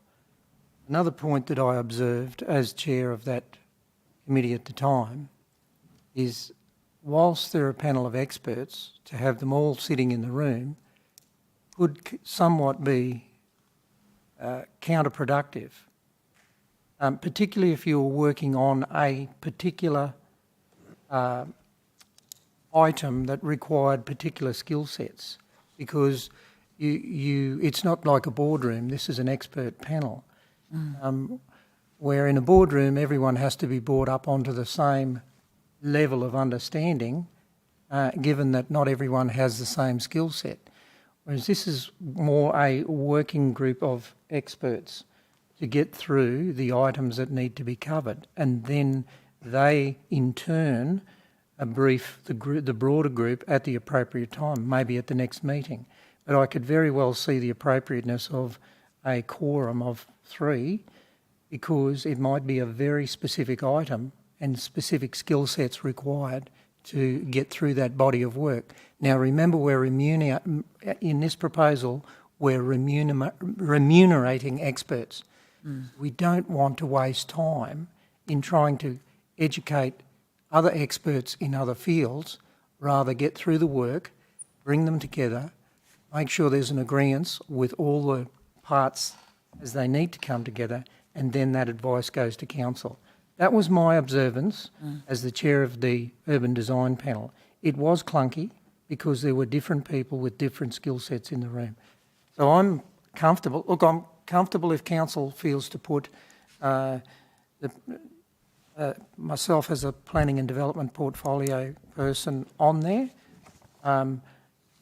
My role probably would be somewhat an observer if that were to be the case, but I'm comfortable as put. And I think we should embark on this and get right into it, but let's make the most of remunerating experts. And I'm happy with the officer's recommendation. And the comments that were made before about us learning from the experience, I think we could all, everyone around this table, could learn from the expertise that will be brought. Now, I've got Councillor McDonald, then Councillor Melissa Taylor, then Councillor Carol Taylor. Councillor McDonald. Thank you. Thanks, Mr Mayor. Firstly, this is a great initiative. I believe in it. I think we can do some good things out of it, providing we get the interest of the people to be involved. Remuneration's one thing, but I think advertising and finding out how we disseminate this information to get the skill set that's required from this panel, and there's plenty locally, but there's also plenty internationally that might be interested in this. So I guess the question is how or what communication method we're going to use to actually get this out there. Okay. That's the question. Well, I'd imagine our media team would, you know, this is a great initiative. This is about the future of our CBD, in which, of course, there's been $850 million invested in 10 years. So, I guess, you know, if we can encourage more money going into it, I think... Through you perhaps to Andrew, and I should have framed it that way, what's the communication method for seeking expressions of interest to be part of this panel? Well, we're working closely with POD, and we'll go through, the recruitment processes which Council utilise, so through SEEK. We've also got broad expertise within Council in terms of consultancy panels which are already in place. So they include some of the major firms, for example. We can also go direct to peak organisations within Queensland, nationally and interstate as well, to engage in that process. So you know, the first role really is to develop a person description and you know, get that confirmed and then start that process. And you know, taking advice from likes of LGAQ, for example, and you know, so building up those contacts. So it might be a case of you know, we approach senior people within firms, so we might go maybe direct to say, well, you know, this is what's going on. Would you be interested in expression of interest? So there's a number of ways we can do that, and obviously through media as well. But and also seeking advice from the state government who've developed their urban design panel. It's not replicating that panel, but it's similar to. The range of disciplines is wider. But I think between those sorts of channels and processes, we could promote it widely, I think, as well. And also, you know, with the current processes of using Skype as a common business tool and remote in networking and connection, that broadens the ability for people, for example, in Melbourne or Sydney or wherever it might be, Singapore or wherever, to be part of a panel if they've got their expertise and they're willing to support Toowoomba in its growth and development. And I guess that's where I'm coming from is that one of the opportunities COVID has enabled local governments in other areas is to communicate with people from all around the world. So, and I guess reading some of the report here talks about, you know, world's best practice, you know, best in all those sorts of words that get people excited. But we need to be able to try and attract those people to, and it would be, I know we've got remuneration of $400 a meeting suggested in the recommendation, but if we want the best of the best to be involved, it would be quite a fair bit of feel good for them to be involved in such a significant project in regional Australia that would attract them. The remuneration would merely be some time given for them to share their knowledge. So I guess I'd be more interested in making sure that the communication strategy on how to advertise this is targeted broadly rather than just the areas that you mentioned. So I put that out there. There's various groups, you've mentioned them, Andrew, and I'm comfortable with that, but it's all right to have the panel, but let's let people know about it so they can be involved. A couple of other very quick things, if I could, well, they might go a bit longer.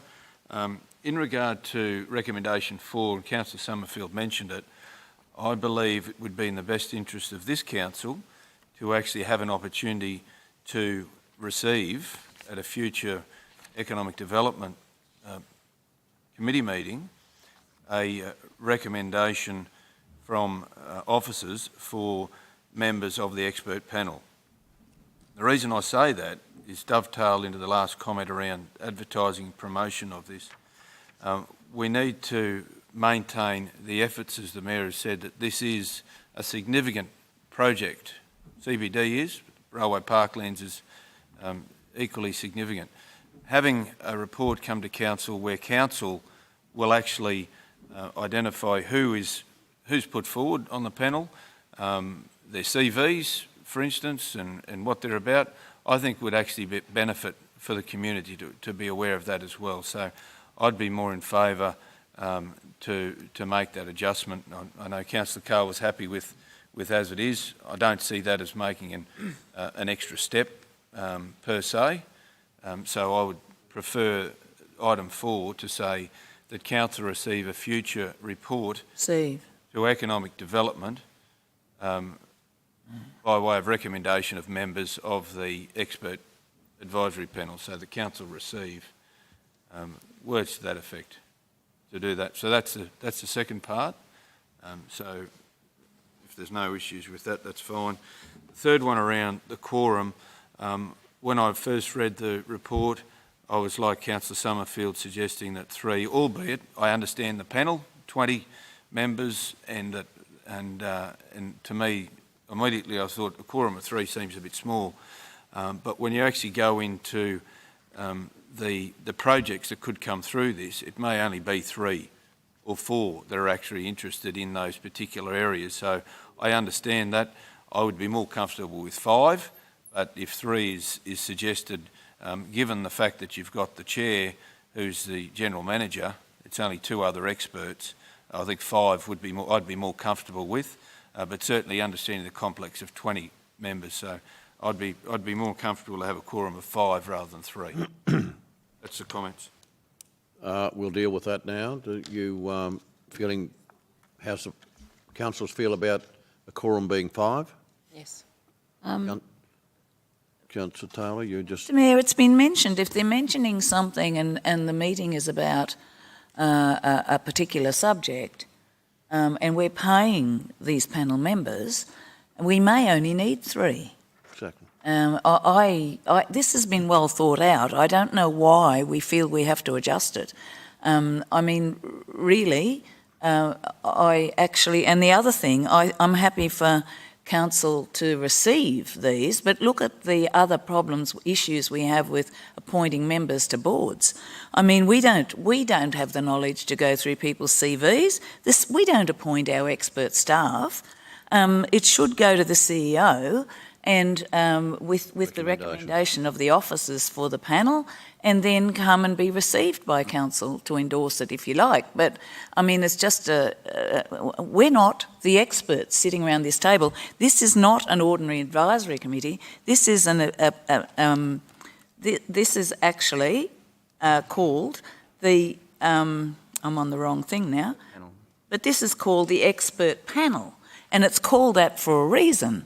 We're paying them. It's not someone in our community that's putting their hand up with that knowledge. We're paying them. So I see us setting a quorum as actually setting in our own way guidelines about how it should be done. And I don't think we should be doing that. Thank you. Okay, so how do you want to deal with this? I've brought this forward now to put a number on that so we can I don't move agree. forward to the other speakers who wish to speak about maybe other matters. Councillor Summerfield. Thank you, Mr Chair. I just wanted to refer back to only, I think it was last month or the month before, where we endorsed an advisory group, and we asked for experts to be on that. And we can either call them an expert panel and say, well, therefore council's got nothing to do with it, but this is actually our job. Our job is to actually review all terms of references that come before us to ensure that advisory groups are all set up appropriately, and it is our job to do so. So I'd also like to suggest, and it will be up to Councillor Carr whether he accepts that or not, but that Councillor Carr be the chair of this. Well, an advisory group would be an advisory group, I'd imagine, and they're there for a particular purpose because they have expertise. We're paying these as an expert panel. Sorry? Sorry, Mr Mayor. The difference with this is it's an advisory, not in the sense of our advisory committees for council. This is actually An expert panel. expert panel that's receiving remuneration Yep. I was of about to finish. experts that are chosen not necessarily in our community, experts chosen for their field and their expertise in their field. And surely, if we're wanting this to be cutting edge and vibrant, surely we'd be looking for the best wherever they are to be on this expert panel. Yes. And how would we, 10, 11 people sitting around this table, know that? If everything has to come here, I mean, this is not your normal advisory committee. This is an expert panel. And so perhaps the advisory needs to be taken out of that because it's not in the true sense of the word an advisory committee. Yeah, I was about to move to the discussion on advisory panel when you began to speak, but it's from advisory panel to an expert panel, and an expert panel is quite different. Right, now look, I've got some names here. Councillor Melissa, you were... I asked a question of Councillor Carl. Sorry, Mr Mayor, if we could just go back to that. Okay. Yeah, Councillor Summerfield, I'd be happy to accept that, and it's up to councillors whether they think that that's suitable. From a linkage back to the boardroom, I can see where you're coming from. There's value in an immediate report back, and as part of the General Manager's report on a monthly basis to meetings. Up to councillors. I don't think. I'm happy with a report to council about the selection after it goes through the CEO, and it's really just for noting, you know. Noting, yeah. The quorum, I'm not going to die in the ditch over that one. I just think that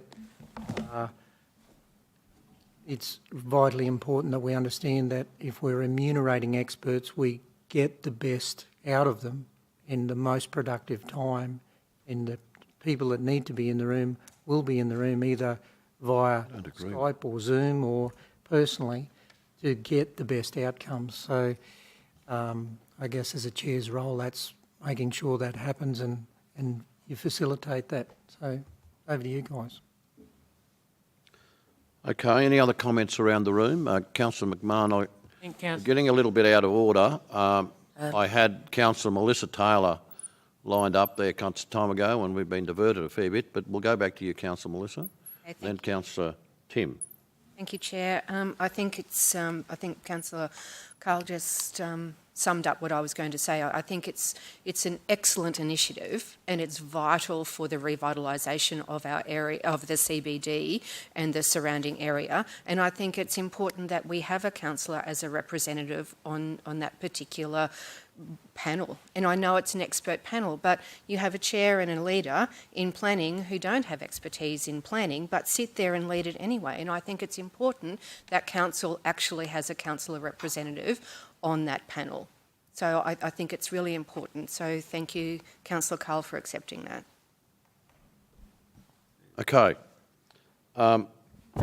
Councillor McMahon. thank you, Mr Chair. Look, I was actually going to, with respect, disagree with Councillor Melissa Taylor. I said some words last general meeting about if we're going to be advised, we need to be advised by those qualified to do so. I love the nature of this, that we are getting experts and world-class experts, and whether it's by Skype, and I really love that idea. I note that the experts required within themselves are also diverse. You know, an expert in planning may not be an expert in real estate or design. So for that nature, I support the idea that we only invite the ones who are experts in the particular meeting that we're having to be there, and for that reason the quorum of 3 I think is advisable. 3 to 5, you know, neither here nor there, but I think there has been some thought gone into that. I don't see really the point of having a councillor on this. It's going to their ideas to us, and this is where we get is an advisory committee, is an expert panel of advisors, and I think just as a minor change, don't we have to change the wording to say that now that not everyone has to be an expert in their field if we put a councillor on there? But look, I don't think we need a councillor on this committee. I'm happy to see what the experts from far and wide propose, and it's brought back to council. And no disrespect to Councillor Carl, I just think that the experts are the experts, and I'll be happy to let them talk to us in that regard. And The green, the yellow and the blue. Okay. can I just make? You've got a brief comment, Councillor? I mean, I just want to make the comment that on a lot of the committees that I'm sitting on recently, it's difficult and everyone has to coordinate diaries. It just adds another layer of complexity having to have a councillor around it. And couldn't we have the committee come and have lunch like we did with the other one, have lunch with us or come and sometimes, you know, these meetings could be, councillors could observe if they can make the meetings, but they don't necessarily have to be part of it. I don't mind whether Councillor Bill's on there or whether he isn't. If he wants to be, I guess that's in his area and that's fine. But this is not an advisory committee. This is an expert panel. And if we want the best and looking for something, and I'm sure our community does want the best, that we should just go forward with it. With the other committees, Stuart did a really good job with that because we used to have lunch together when we were able to, and you know, you could talk to those people or whatever when they were here. I don't think, and they can come and present to council, so I don't think we're going to miss anything by it. We just probably would hold up some of the meetings.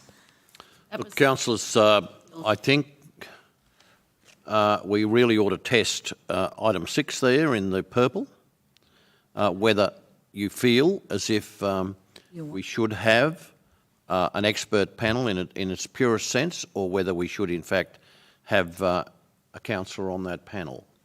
I think that's essential before we step forward, and I'll make that judgment. Who wishes to have a councillor on that expert panel? 2, 3, 4, 5. Okay, well that... And we've got 9 people here, so that certainly means that we have a councillor on the expert panel. Okay. Councillor Shine, you had a question?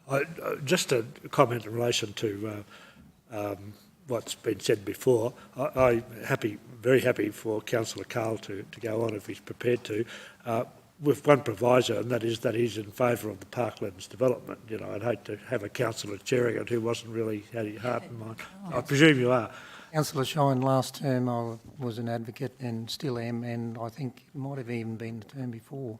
And I've been an advocate over and above other initiatives that have taken some spotlight off the CBD Parkland, actually.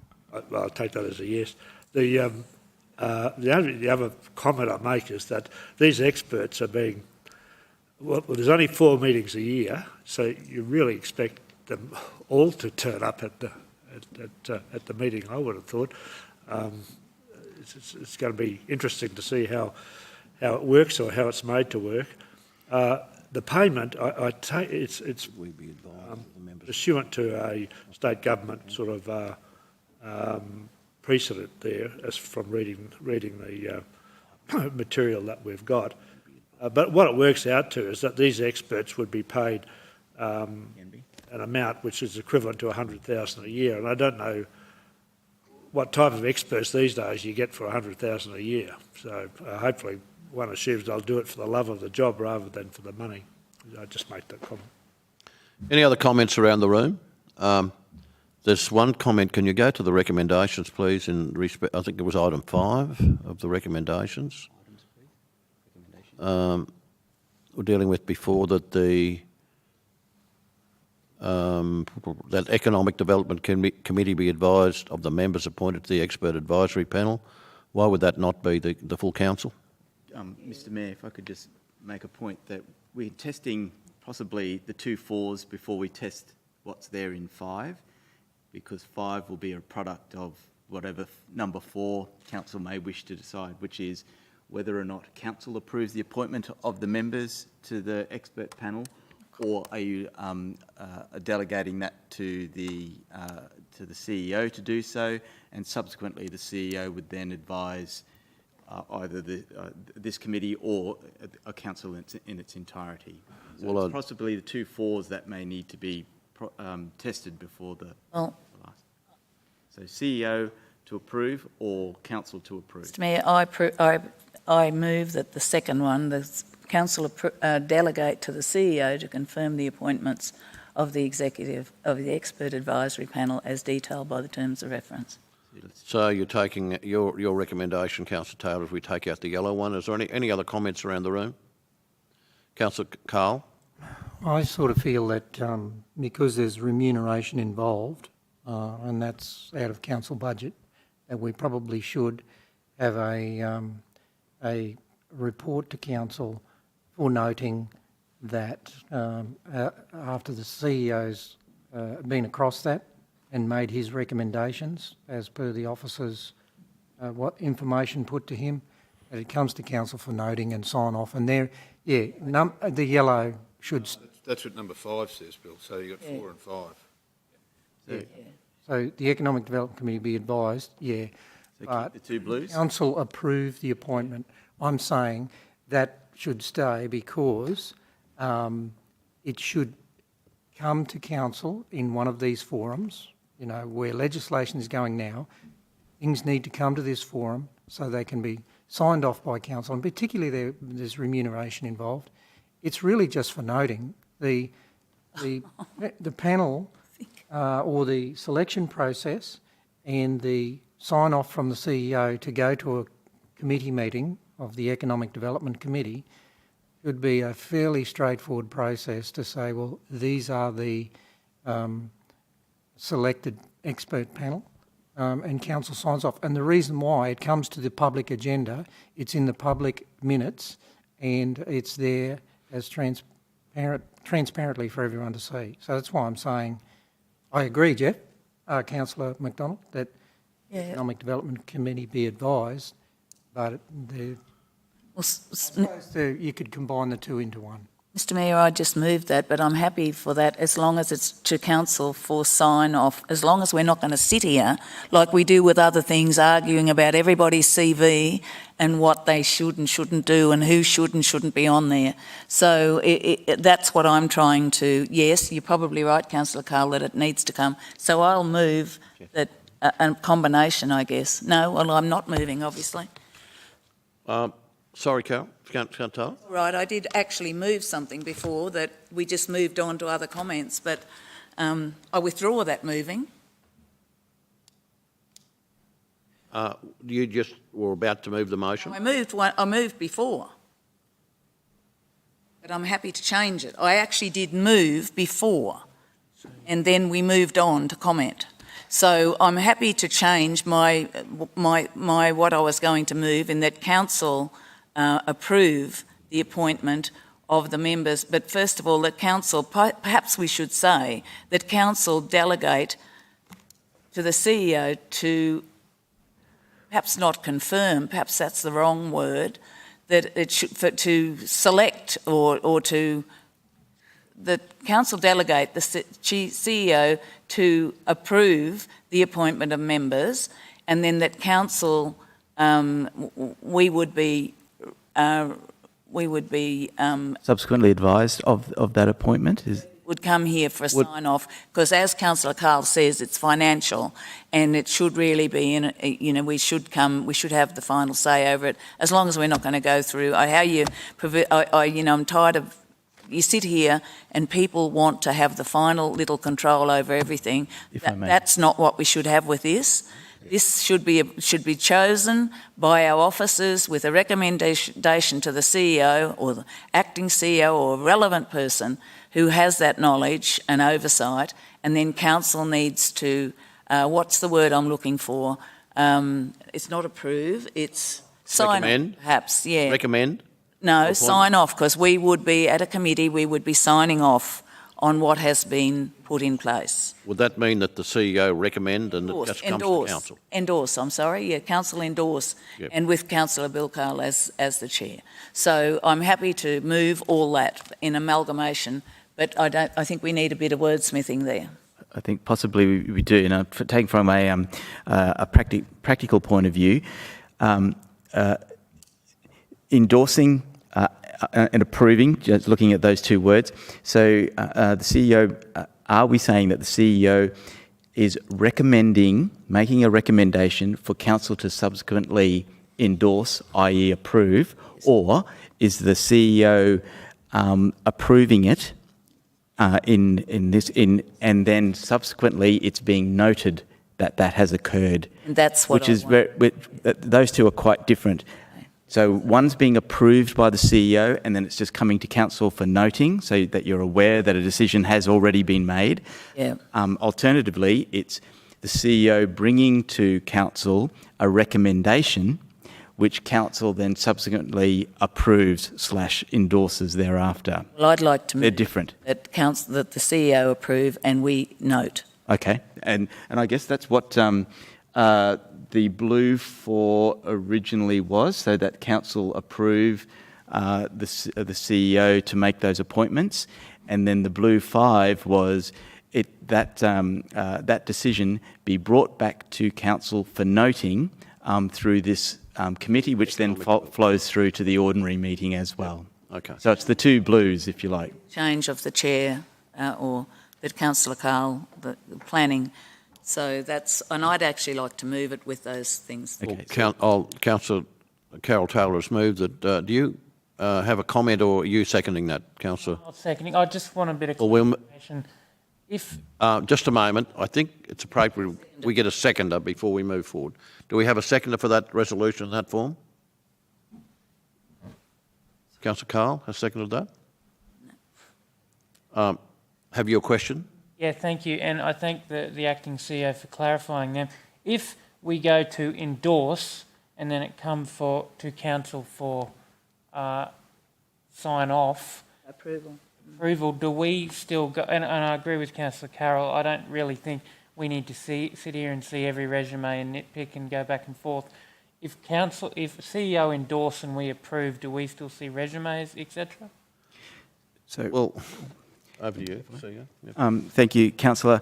From a practical point of view, the way I see it is all of that would have been done by the CEO or the Office of the Administration arm of the organisation.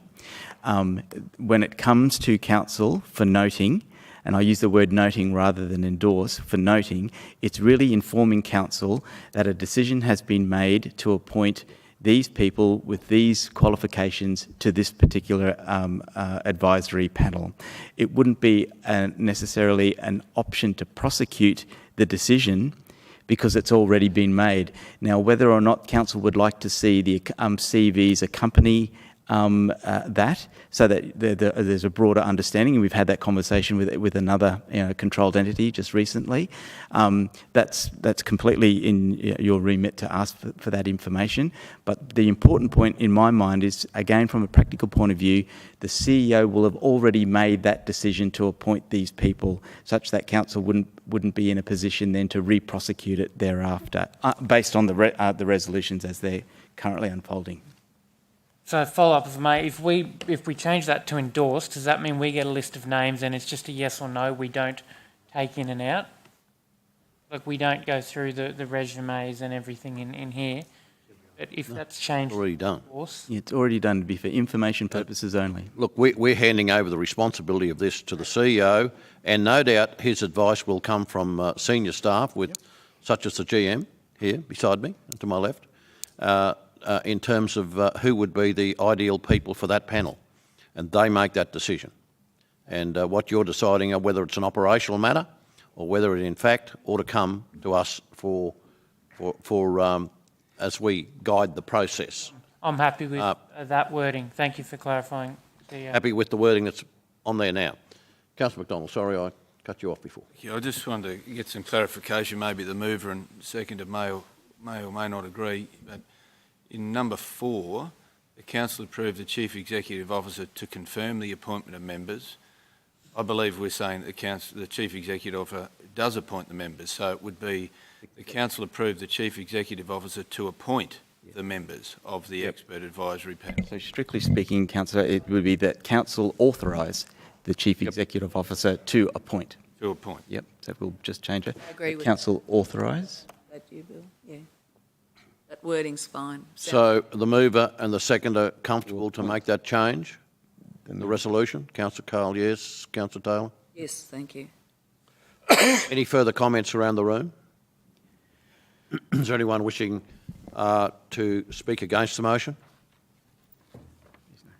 If not, I'll put that motion, those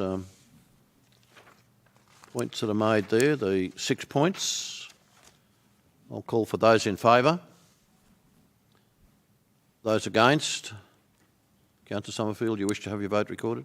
The motion's carried. Well, that ends the Economic Development meeting. Thank you very much, Andrew, for your contribution, and Seamus and all and sundry.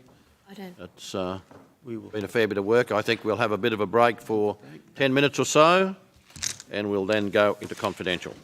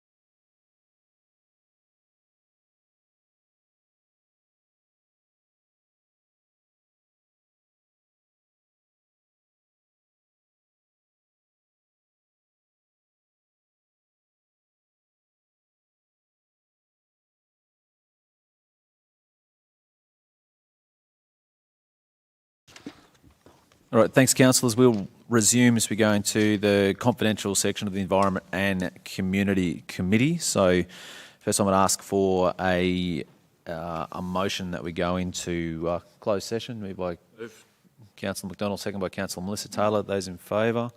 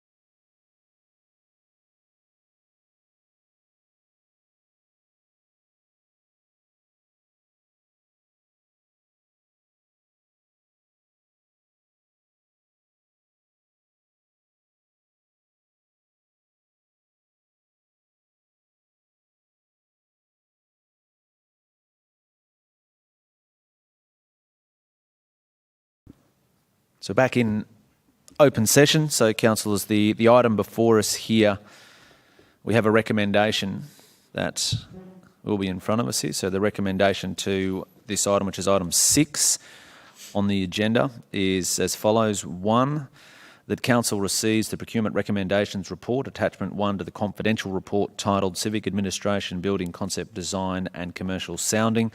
2, that council receives the joint venture market sounding, attachment 2 to the confidential report titled Civic Administration Building Concept Design and Commercial Sounding. And 3, that council endorse the progression of a council-led development as outlined in the confidential report titled Civic Administration Building Concept Design and Commercial Sounding, including the development of an updated concept plan and alignment of the project with council's long-term financial sustainability and service delivery requirements. Do I have a mover for that motion? Moved by Mayor Antonio, seconded by Councillor McMahon. Any for debate? Put the vote to the council. Those in favour? Those against? So 1, 2. So motion is carried. So that concludes the Environment and Community Committee meeting for the month. I'll hand over to Finance and Business Strategy.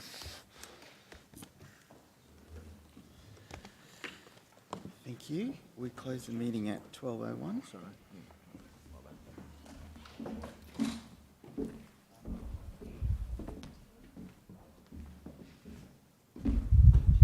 The guys from outside, here they come. Do you want to go to 12:30? Or do you want to stop now?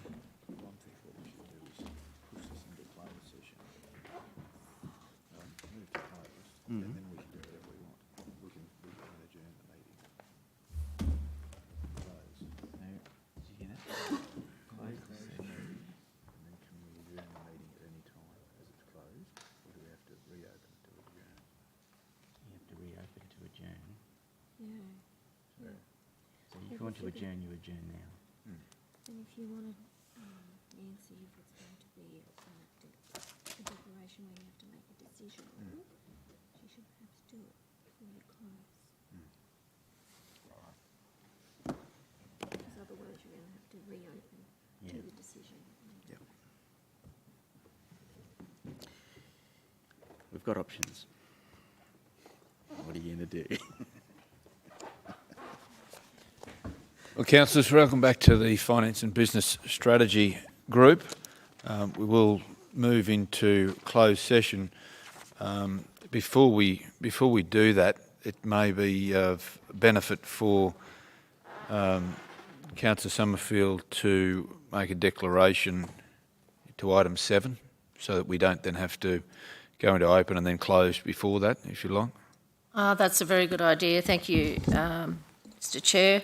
So with item 7, I raised earlier I have a potential declarable conflict of interest in relation to the New Hope Group contract variation request, and that is there's a document in there, a letter, and I received a donation from that group in that letter. It's just a letter of information, but the donation was received prior to the 2016 election, and under the new legislation that would normally be exempted. However, I did the LGAQ's new app the other day and followed a process going through and put a donation in pre-2016, and it came up as still being declarable. So I contacted the CEO of LGAQ, who advised that there are ongoing negotiations between the Integrity Commission and LGAQ about clarification around that. So therefore I would prefer that I note it today to cover off, because there still seems to be a muddying of the waters in relation to this new legislation. So I just wanted to note that potential declarable conflict of interest. So by way of noting that, though, Councillor, you then have the option to seek Council's endorsement to stay or remove while staying in the room if you'd prefer to do that as a declarable interest. I would prefer to do that, and that way it clears the air. Thank you. Okay, well, we might do that now. That'll save us when we get to that. Are there any questions for Councillor Summerfield in regard to this? It's a very grey area, I have to say. Well, I don't know about grey, Mr Chair. I didn't realise that I knew Councillor Summerfield was on a committee but I didn't know that there was a donation involved to date until now, so... Sorry, I can comment on that. There has been previous instances where Councillor Summerfield has declared an interest. Okay, well, maybe I wasn't here when that happened, so I wasn't aware, I just said, so... Okay. Thank you. If I could just clarify, that question really does need to come to me. The donation isn't from the New Hope Group, it's from a letter within the report. And I am no longer on the Community Reference Group. I resigned after the councillors decided I had a conflict of interest, and I just felt it wasn't worth it. Thank you, Councillor Summerfield. Any other questions for Councillor Carl? So I guess for me, a question to Councillor Summerfield is it's not so much about what I think or the boardroom, and given the nature of the relationship with the letter and the relationship to New Hope Group and in the body of this report and what they're trying to, the objectives they're trying to reach or outcomes they're trying to arrive at, would a reasonable person consider that you could vote impartially on this, given the past relationships, donation, membership?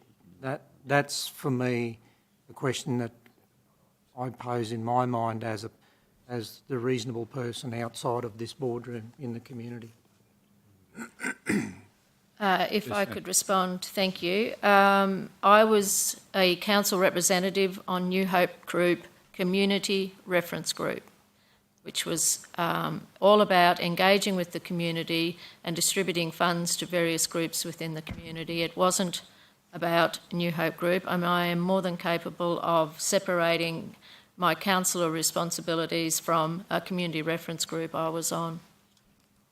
And just to enlighten everyone, it's attachment 1 of 4. I know we're in confidential, it's a confidential document. It's attachment 1 of 4 that it's in reference to. Yeah, and I guess that was the part of my question as well. Given the donation, given the relationship there with it, do you feel as though you can vote impartially on this matter, given the parties that are involved in the body of this report?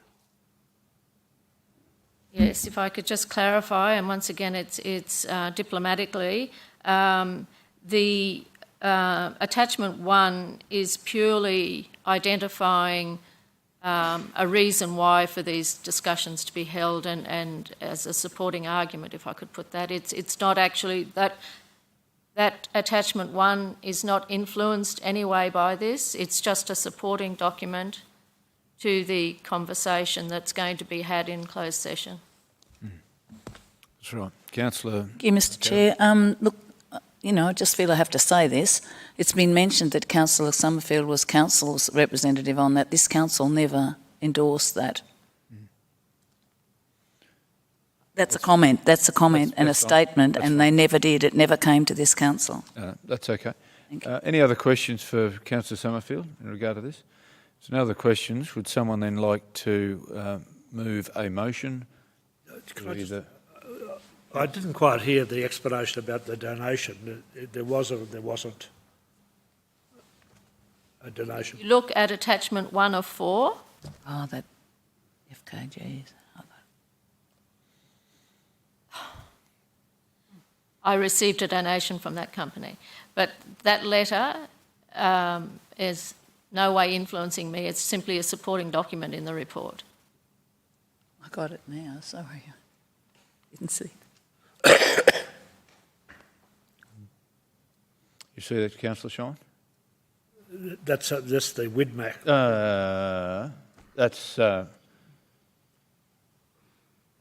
That's the attachment. That's In confidential.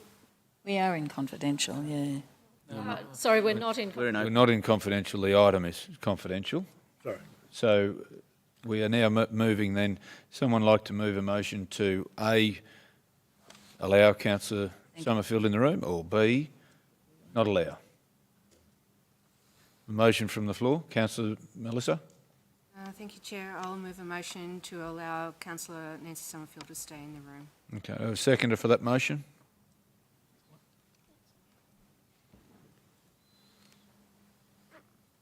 No seconder for the motion?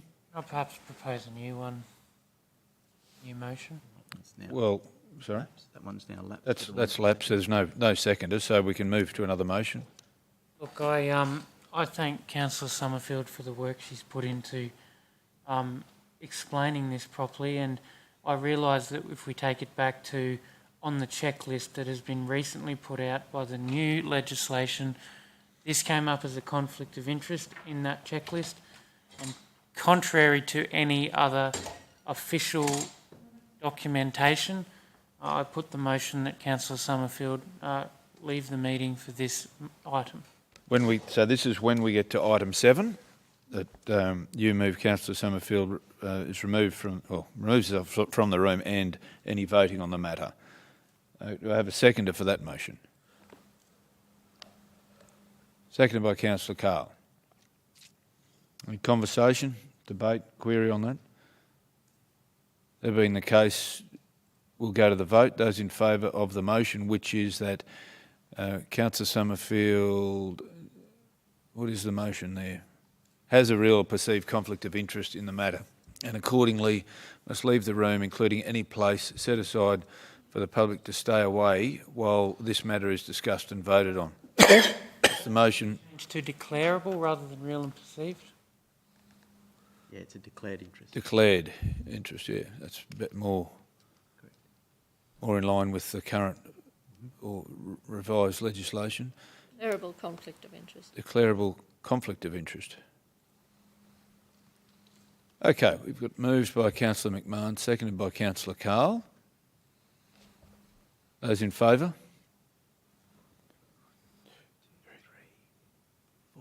4. 1, 2, 3, 4.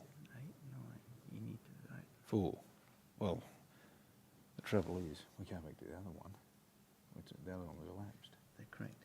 They'd be left up to Councillor Nancy to make her own decision. Yeah. Okay, that motion is also lapsed. Therefore, sorry? Sorry. Well, we've got lost. Sorry, not lapsed. Lost. So how many voted on it? 4. There's 9 in the room. 1, 2, 3, It doesn't 4. make sense. So that's 4. That means that it's lost. So now it comes to Councillor Summerfield's decision as to whether she feels she needs to, in her own mind, stay or leave the room when we get to that item,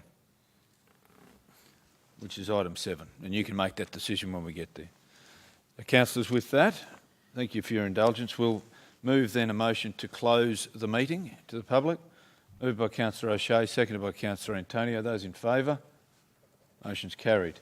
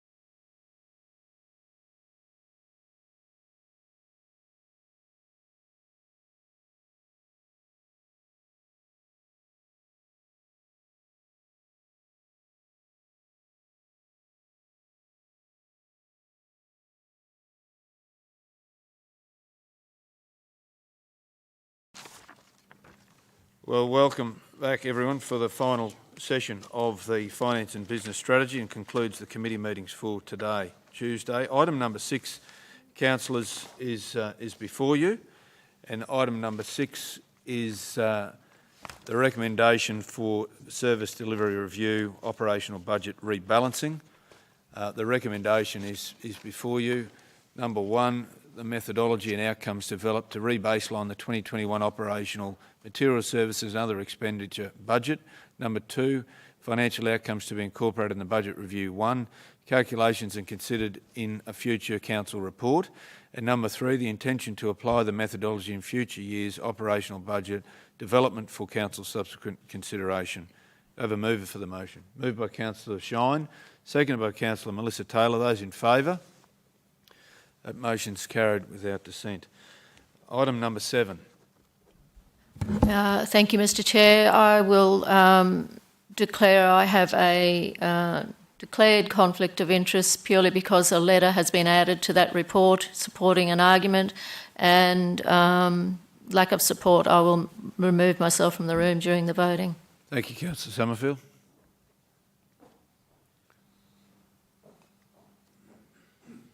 This next item is item 7 that we'll be voting on. It's a confidential New Hope contract variation request, and the recommendation there is before you, councillors. The council declined the request from New Hope Group for a variation of the water supply agreement dated 27 September 2007. Do I have a mover for the motion? Moved by Councillor Carl, seconded by Councillor Shine. Those in favour? Motion's carried. Thank you, Robin. Welcome back, Councillor Summerfield. Item number 8, councillors, is the final item for today and for the committee meetings. It's a confidential matter, impact on council's long-term financial sustainability with the inclusion of Crestbrook and Kubi Dam spillway and a new water treatment plant. The recommendation is before you that council note future budget development will commence with a maximum capital works parameter of 200 million in order to maintain current Queensland Treasury Corporation credit rating of sound with neutral outlook. Number 2, the council continue to work with Queensland Treasury Corporation to review and refinance existing debt where appropriate to maximise council's interest costs. Number 3, the council continue to approach federal and state governments for grant funding to assist the delivery of the proposed dam spillway upgrades and new water treatment plant projects.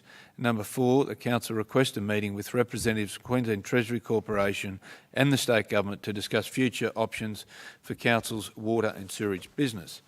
They're the 4 recommendations before you. Do I have a mover for that recommendation or recommendations? Moved by Councillor Antonio. Seconded by Councillor McMahon. Those in favour? Those carried unanimously.